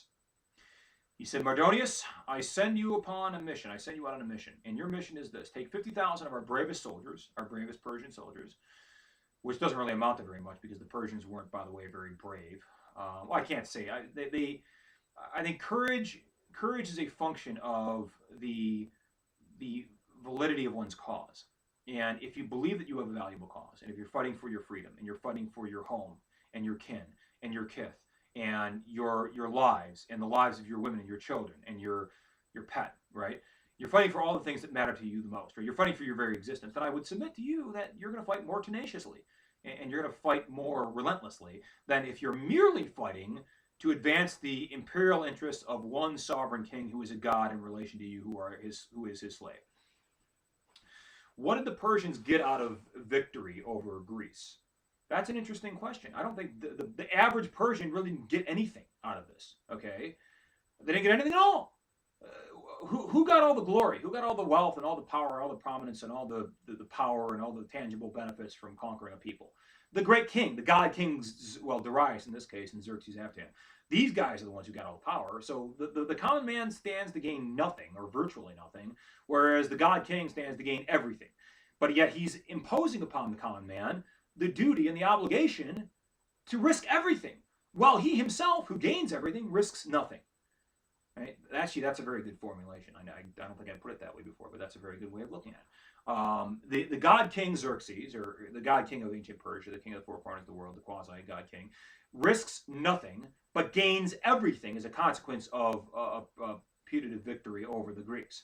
Whereas the common soldier, and indeed the uncommon soldier, the higher ranking soldiers, the colonels, well, maybe not the colonels, but the light colonels, the majors, the captains, the sergeant majors, and all the lower ranks of the Persian army, those guys risked everything.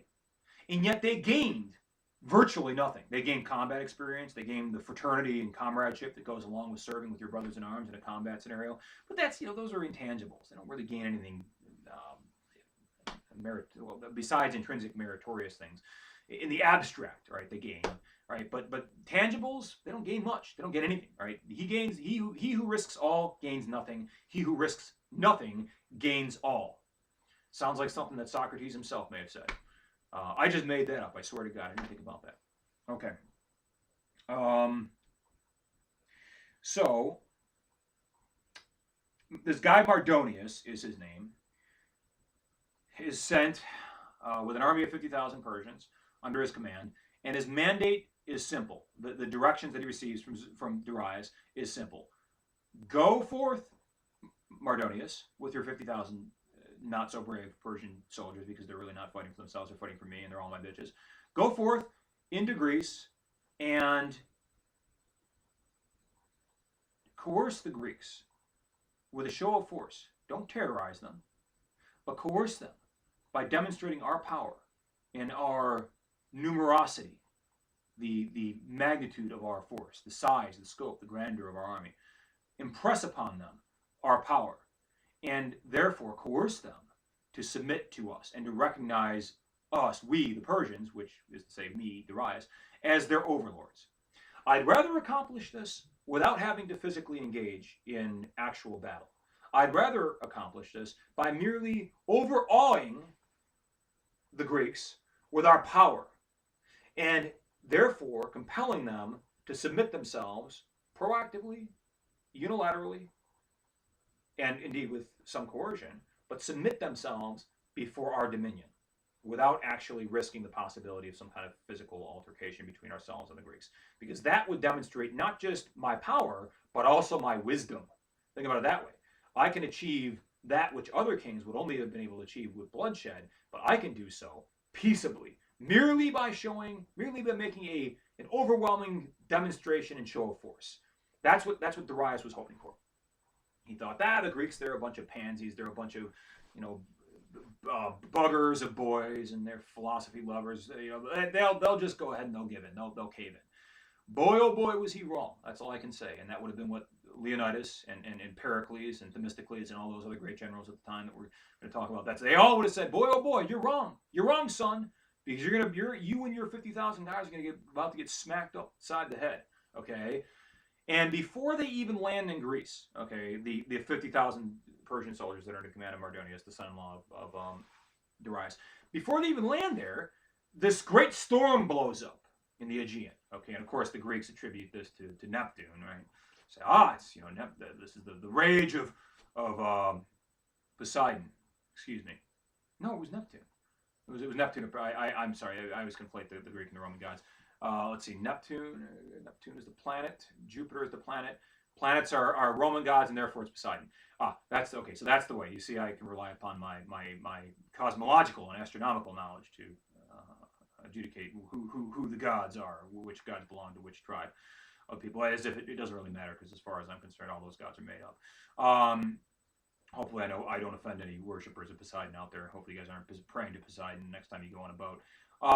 But the Greeks were praying. The Greeks were honoring and paying homage to Poseidon because they believed that this is the fury of Poseidon, right? The Aegean it's awash with great mighty waves that are crashing down on the Persian boats. Now, what do we know about the Persians? Are the Persians seafarers? Are they like the Gloucester men from the movie The Perfect Storm? Right? Remember the Gloucester men? If you haven't seen The Perfect Storm, if you're a mariner or an aspiring seafarer, if you have any reverence for the courage of those men, the courage that it takes to get in those boats and go out there and catch shrimp or halibut or whatever the hell you're fishing for, watch the movie, okay, or just go out there and watch The Deadliest Catch on the Discovery Channel. There was actually guys have died in the filming of that show. It's a reality show, and it's one of the only reality shows that falls under the gamut of reality shows that I would actually say qualifies as a reality show. If you got guys actually dying when you're filming the show, I would say that's pretty real. It doesn't get any more real than that. But to be a seafarer is to do what? To grow up in a culture which emphasizes the things that conduce towards boat building and understanding the way of the sea and being able to go out there and operate on the ocean and design boats that are satisfactory in terms of their capacity to navigate otherwise unnavigable waters. Were the Persians, do you think the Persians were really known for their maritime naval prowess, their naval architectural skills, their ability to build good, sturdy, robust ships? No, hell's no. No, they weren't. What does Persia look like? Well, it looks like a big desert is what it looks like, because that's what Persia was, and that's what Mesopotamia still is. Iran and Iraq is still a big desert. So a desert with, Scud missiles and cities and cars in it, but it's still a desert and a lot of graves there, right? But it's a big ass desert, right? So the Persians don't know anything about seafaring technology, and therefore they built very shoddy, very ramshackle, very janky, shady boats. And these boats don't really have the wherewithal to be able to make it across the Aegean. And so the storm blows up and destroys many of their boats. And many of the men, what else do we know about the Persians? Well, unless there's an oasis that's over there that's pretty deep, right? We know that the Persians don't have access to water at all, right? Or if they do, they're not spending a lot of time accessing the water, okay? Because it's not very important to them. Not part of their culture. So the Persians can't swim. And so the boats are going down, right? They're going down, and the men are going down with the boats, right? And there's this scene from the movie 300, which I'm going to refer to continuously, so it behooves you to go out there and watch the movie. It's worth the watch, even without the pedagogical references that I make to it. There's this scene in the movie 300 where the Spartans are up there on a cliff, and they're looking over the ocean. They're looking over the Aegean, as it's off the coast of Lesbos or wherever it is that they're at, off the coast of Thermopylae is where it would be. And there's this vast flotilla of Persian ships out there. There's 1,000 Persian ships, however many Persian, a lot, shit ton, because there's 50,000 guys. And there's this storm blowing around. There's this huge waves, and it's night, and the lightning is flying down. And the Greeks are like, yeah, hells yeah, sink those sons of bitches, blah blah blah. And they're celebrating, right? They're celebrating the destruction of much of the Persian fleet. Now, that particular depiction was anachronistic because it's inconsistent with the actual historical chronological narrative. This invasion of Persia was the first invasion. Okay, so there's two Greco-Persian wars. There's part one, war between Persia and Greece, part one, and then there's war between Persia and Greece, part two. And right now I'm talking about war between Persia and Greece, part one. And the movie 300, the events associated with the movie 300, doesn't occur until the middle of the stages of Persian Greco Wars Part 2. Okay, so this is all a precursor to all that, right? So Zack Snyder is the guy who directed and produced that movie. He just thought, well, that would be kind of neat to see that all those ships sinking and all those Persians. Let's have the audience laugh at all those Persians because they're going down with the ships. We'll mock all those guys out because they're all dying, right? Yeah, ha ha ha. That's awesome. But of course, if you examine the justice of the cause, which I'm going to ask you a question about the justice of the cause, because that's what I'm really concerned about. Did the Persians have justice to do all this in the first place? You go out there and you burn down my temple, or my synagogue, or my mosque, okay, my church. You go down there and burn or defile or otherwise deface that church or that mosque or that synagogue or that temple, and you do so wittingly and knowingly and volitionally and intentionally, and then you laugh, and then I defeat you, and then you are at my mercy, and I have the right to vindicate the dastardly deed which you inflicted upon my gods, would it be wrong of me to impose justice upon you for the sacrilege which you committed against me and my gods? That is the question, because that's the principle which you have to assimilate yourself to, because that's exactly the principle that we're talking about here in the context of the incipient offense that gave rise to the war between the Greeks and the Persians. I'm not talking about, let's go back to proto-history and what Herodotus is talking about with respect to the Trojan Wars. Yes, talk about that too, if I ask the question about that, okay? But if I'm merely asking a question about discuss and arbitrate in terms of the merits of the various propositions here, whether or not there was justice, which side had more justice, okay? I'm not talking about the conduct in which the war was fought. I'm not even talking about what the Persians aspired to do.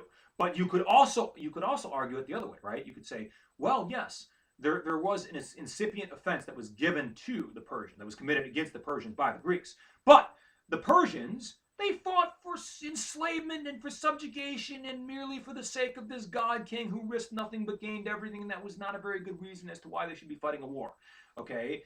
But does that necessarily negate the fundamental reason which gave them cause in the first place? Does that negate the casus belli? Does that negate the original offense? Well, not the incipient offense, because that's, according to Herodotus, that was the Trojan War. But does that negate the more tangible, more proximate offense of having a temple being burned down? Having that? No, it doesn't negate that. It doesn't override or supersede that. It's just to say, well, there's this you argue that the Persians didn't comport themselves in a way that was befitting of those who were going out there to vindicate a sacrilege that was committed against their gods. But you can't say that because they didn't comport themselves in a manner that was befitting, that therefore that obviates the justice of the cause that they originally had, which originally inspired them to go out there and go out there and bring the Greeks to justice, so to speak. So that's something that I want you guys to consider, and I want you to be able to carefully evaluate the merits of. So the Greeks, the Persians, excuse me, the Persians lose half their guys in this storm because they can't swim, and they built these shady, janky-ass boats that barely float because they're not a boat-building culture. And so Mardonius lands in Thrace, which is sort of northeastern Greece, modern-day Macedonia, modern-day Turkey, actually, be the western border of Macedonia. And he and his 25,000 guys land there, and they're not as impressive as they would have been because they lost 25,000 of their men. They went down to the bottom of the Aegean because they couldn't swim. And they get there, and they start marching along the northern periphery of what was at that time Greece / Macedonia / Thrace, which is modern-day Macedonia, modern-day Turkey. It's just that area, okay? Albania, well, actually, Albania would be more to the north and west, but just Greece. We'll just refer to it as Greece in general. Okay, they start marching around, all right? Mardonius says 25,000 guys. They start marching around, and they demand from the various city-states, the Greek city-states that they encounter, they demand tribute. Now, tribute, in the ancient times, meant that you essentially, as a state, as a geopolitical entity, collectively on behalf of your citizenry, you laid prostrate, okay, before the almighty power of your adversary who is demanding that you show submission in relation to his power, that you recognize his power, that you do this act, you engage in this act, this self-debasing act, right, whereby you effectively and very explicitly convey that you are subordinate in relation to this almighty, unstoppable military power that is standing there before you, right? And most of these Greek city-states, in fact, willfully debased themselves because they were afraid not to, because they were concerned with the ramifications of not doing so, failing to do so. Now,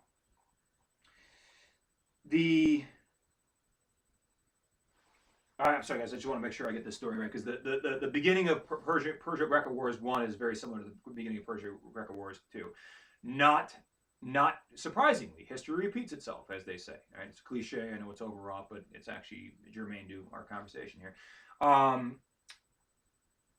Mardonius gets tribute from most of these Greek city-states. Okay, he demands in the form that this tribute takes is earth and water is what he wants. Right, he wants earth and water. So you grab some dirt. right, which represents your land, right? Your land, everything that inhabits the land, right? Everything that is built upon the land, everything that resides upon the land, all the animals, all the people that live off the land, right? And then the water, right? And the water is symbolic. It's representative of the naval power that you would have. Because the Greeks, they may not have the land forces, but they certainly have the naval forces. And that's one of the things that we're going to talk about when we actually reconcile the balance of power between the Greeks and the Persians, is that the Greeks had a lot of navy, not much in the way of land, right? Not much in the way of military land infantry forces, because that's not their claim to fame. But they had a shit ton of navy, okay, and it was very well built. It was very well constructed. It was like the Imperial Galactic Star Destroyers versus the Millennium Falcon is what the Persians are coming across on, right? Or not even that, some shitty cargo ship from Mon Calamari or something, right? For you Star Wars fans, I know there's one of you at least, which is enough for me as far as I'm concerned, because that makes two of us now. So that's the symbolism of earth and water, right? Give us your earth, give us your water, show us your tribute, show us your submission, and render under Caesar, render under God King Darius. Recognize him as your king, as your lord, as your master, as your God. Get down on your knees, you know what, okay, and show reverence and show respect. Otherwise, these 25,000 guys that I got with me, they're just going to start looting and pillaging and raping and terrorizing and destroying all of you. And most of the Greek city-states, they say, okay, all right, here's earth and water. Leave us. Well, don't leave us alone, but we acknowledge your hegemony. We acknowledge your control, your right to supersede our own self-determination, our own sovereignty, and our own prerogative for self-determination. We will therefore become subject states of the Persian Empire. Is what essentially is what Mardonius is after, and he's accomplishing two things, right? He's first of all, he's vindicating the sacrilege that was done, the terrible offense, opprobrious offense that was committed against the gods, right? But he's doing so in a way that doesn't necessarily risk the lives of Persians. Of course, he already lost 25,000 guys because Poseidon was mad at him, okay? But more likely the real explanation, because the Persians build shitty-ass, janky ships that don't float very well because they don't know anything about shipbuilding. So they did lose 25,000 guys right off the bat, right off the gate, before they even got to Greece in the first place. So that shows that this invasion, this is a bad omen that sort of foreshadows what is eventually going to happen as a consequence of the penultimate results of this invasion. Now, what happens when the Persians send, what do? They send emissaries, okay? They send emissaries, right? So Mardonius and his army are up there in northern Greece, and they don't want to travel all the way to southern Greece, so they just send representatives, diplomatic representatives. These guys are diplomats, right? And they send these diplomats down to Athens and to Persia, Athens and to Sparta, excuse me. And these diplomats represent to the Athenians and to the Spartans. They say, Athenians or Spartans, hear us. We come from Persia, and we speak on behalf of the great Lord God King Darius. And we come and we ask a simple token, a gesture of your submission before the invincible powers of the Persian horde. We demand, although we politely request, before we make any demands, we politely request a mere symbolic gesture of your submission, a token, if you will, of your acknowledgement of the superiority of the invincible forces of God King Darius. We demand earth and water. And the Athenians, they convene the council of all the adult males, and the adult males come together and they say, well, what say you, men of Athens? What say you to this proposition? Shall we be the bitches of Persia? Shall we get down on our knees and show our deference in the way that the Persians want us to, with earth in one hand and water in the other, and beg for forgiveness and beg for mercy? Or do we stand resolute, stout, with fortitude and conviction, and resist what is clearly tyranny and a dastardly attempt to misappropriate our sovereign rights, the rights that are inalienable to each and every one of you who sits in this council and listens to my voice? These are the words that Herodotus puts in the mouth of the speaker. Well, there's something like that. And the men of Athens decide, screw Persia. F Persia. Right? Not only are we're not just going to kick these diplomats out, but we're going to put them on trial. And that's what the Athenians did. They put them on trial. They figured, well, trial is an adjudicated process, going to determine the relative merits of the case. We're going to listen. We're going to have the state prosecutor on behalf of Athens. We're going to have the Persians speak on behalf of themselves because they're diplomats. They're eloquent people. They can speak on their own behalf, represent their own interests. And the trial results in a guilty verdict for the representatives of Persia. And at the adjudicated, the guilt stage of the trial, the Athenians decide that they are going to sentence the Persians to death, and they execute them. I think they slit their throats, which is a pretty ignominious way to die. You think that's bad, right? You think that's bad, right? We're going to send emissaries. We're going to send diplomats. We're going to give you Athenians the opportunity. We're going to give you the opportunity to make amends for this egregious sacrilege which you committed against the gods of Persia and against, indeed, your own gods, because all gods are interrelated and all gods are concerned about vindicating the offense that was committed against other gods, because they're all in the same place. They're all in the same metaphysical place. And you not only did you not take this opportunity, but you offended against our merciful offer.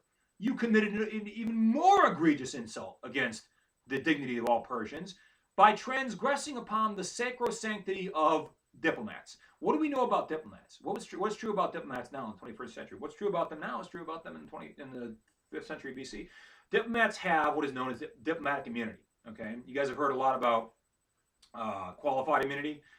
Police departments, state agencies, and organizations have qualified immunity, which means if I'm a cop, I can go around and bust your head open. So long as I can do that within the scope of my duties and responsibilities, then there's some immunity from maybe not. Well, there's immunity from criminal prosecution. There's not necessarily immunity from civil prosecution, from an action in torts for recompense for damages. But that's a legal point of nuance. But what we know about diplomats, what is true about diplomats, is they have immunity. All right, they have unqualified immunity, which means that literally, if you're a diplomat, we've had instances of this just recently, actually, under the Trump administration. Sadly enough, we had one of our diplomats whose wife.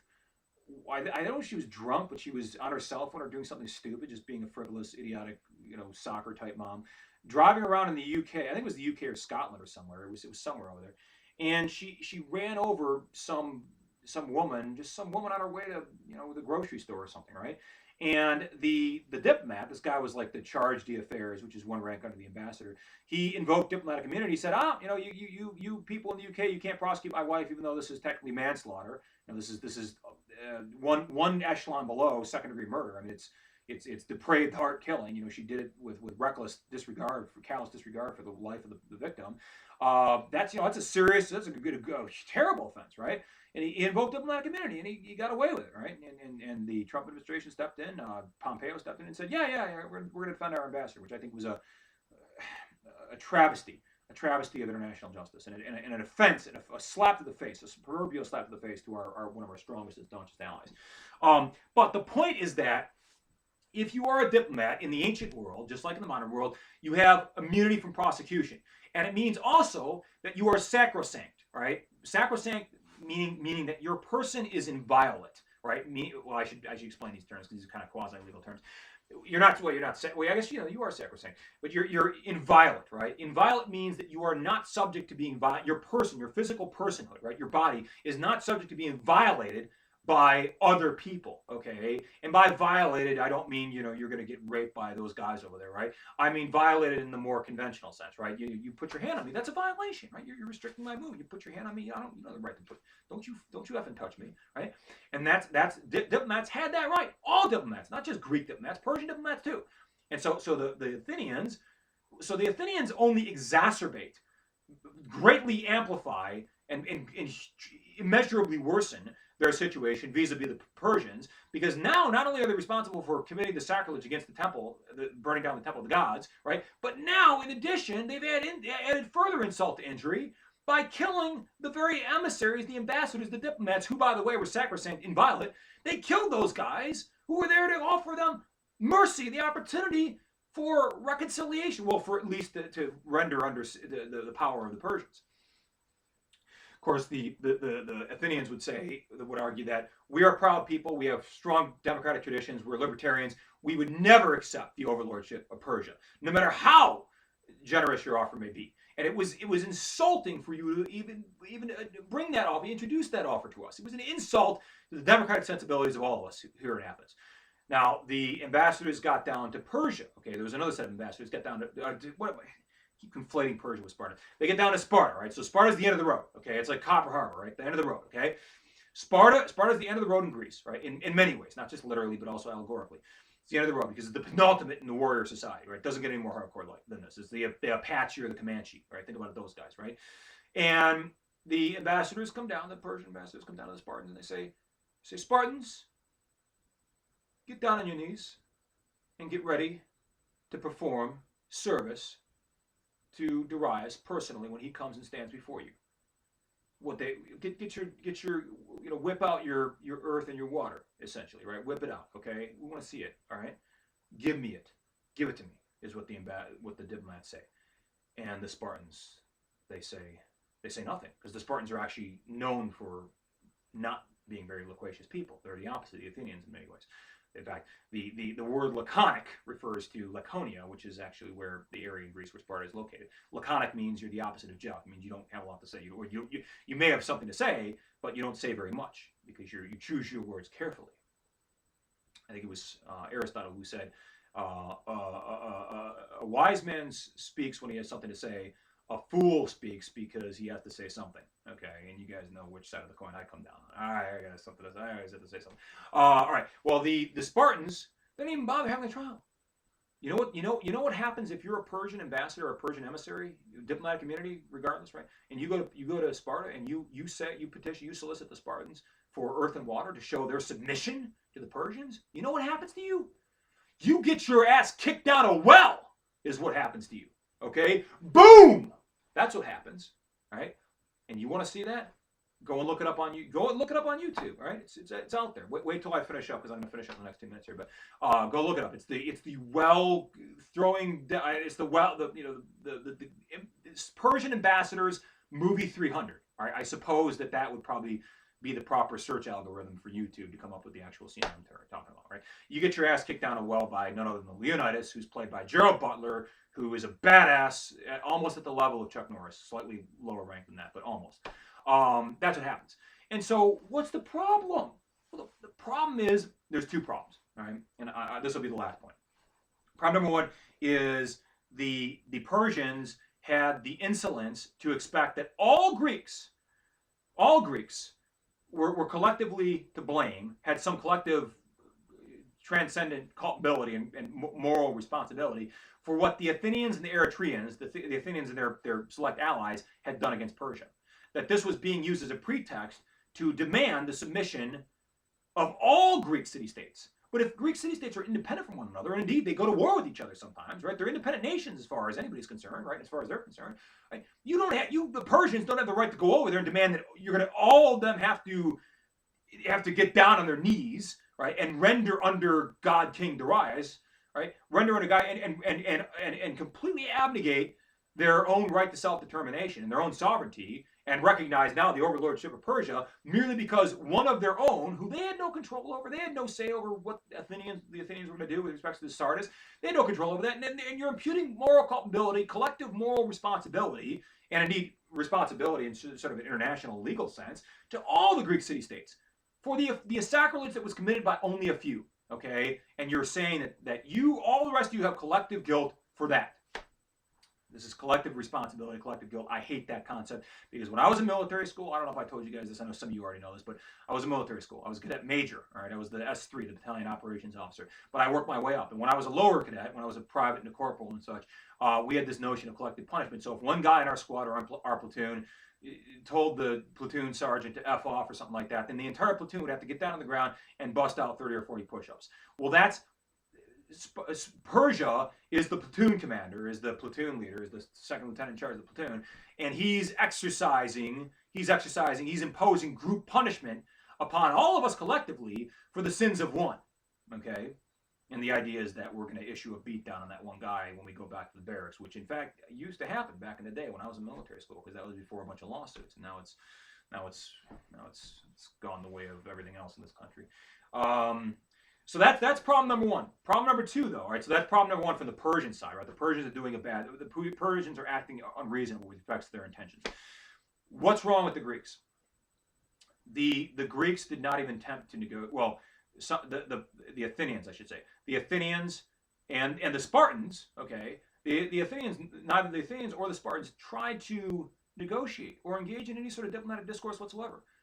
The Athenians, I think the Athenians in many ways are even more culpable, right? Because they had the most to gain from engaging in some sort of political machinations or some sort of diplomatic discourse with these ambassadors that were sent to them. And indeed, by not doing that, they had the most to lose because they lost everything at that point. Because now they know that not only have because when the ambassadors came down to Athens and Sparta, they certainly would have communicated that. Oh, and by the way, the rest of the Greek city states to the north of you guys, they're already they're on board with Persia, right? They've already abdicated. They've already submitted to us. Okay, so you guys are all that's left. You just use a couple of southern Greek city states. So be advised that if you hold out against the overwhelming invincible power of the massive hordes of Persian CGI warriors that await you, right? If you hold out against that, then you're all that remains, and we will dedicate ourselves exclusively and entirely to your absolute annihilation. I'm sure that's probably what the Persian ambassadors said, something to that effect. And then the Greeks, the Athenians, and the Spartans said, "How dare you be so impudent as to insult us with your disgusting insinuation that you made." So understand the problems on both sides, okay? Because again, this appeals to the inner legal scholar in me. Okay, I want to look at this, and I want you guys to look at this, and I want you to be able to argue either side of the case. Okay, there's the Persian side of the house, there's the Greek side of the house, and both have their merits, both have their detractors. Be able to analyze and evaluate and discuss comprehensively both for each. Okay, and then reconcile them with each other. All right. I will pray to Apollo and to Zeus and to Father Jupiter, that I will see you guys a week from about 10 days from now. Okay, today's the 20. Today's the I don't even know what today is. Well, today's Saturday. Okay, I will see you about a week from now. No, what am I? 10 days from now. Okay, I'll see you the Monday after this coming Monday. All right. This is hopefully the last YouTube video that you'll have to endure and be subjected to, because next time you're gonna see me in person. So for those of you who have missed me so very dearly, I don't blame you. I missed you guys too, okay? I'll be back, all right? I will be back sooner rather than later. Maybe that's a bad thing. I don't know. I actually, now that I think of it, maybe just doing the online thing isn't such a bad thing, because I'm going to miss being able to sleep until noon. And if you're on board with that, you let me know, okay? If you guys are on board with continuing the online class, if you guys all sign off on that, then I can get away with it. But if it's no unanimity, then I can't do it, okay? Anyways, I'll leave you with that. Be safe, be well, stay well away from people who look like they have COVID, and I'll see you guys a week from Monday. Thanks.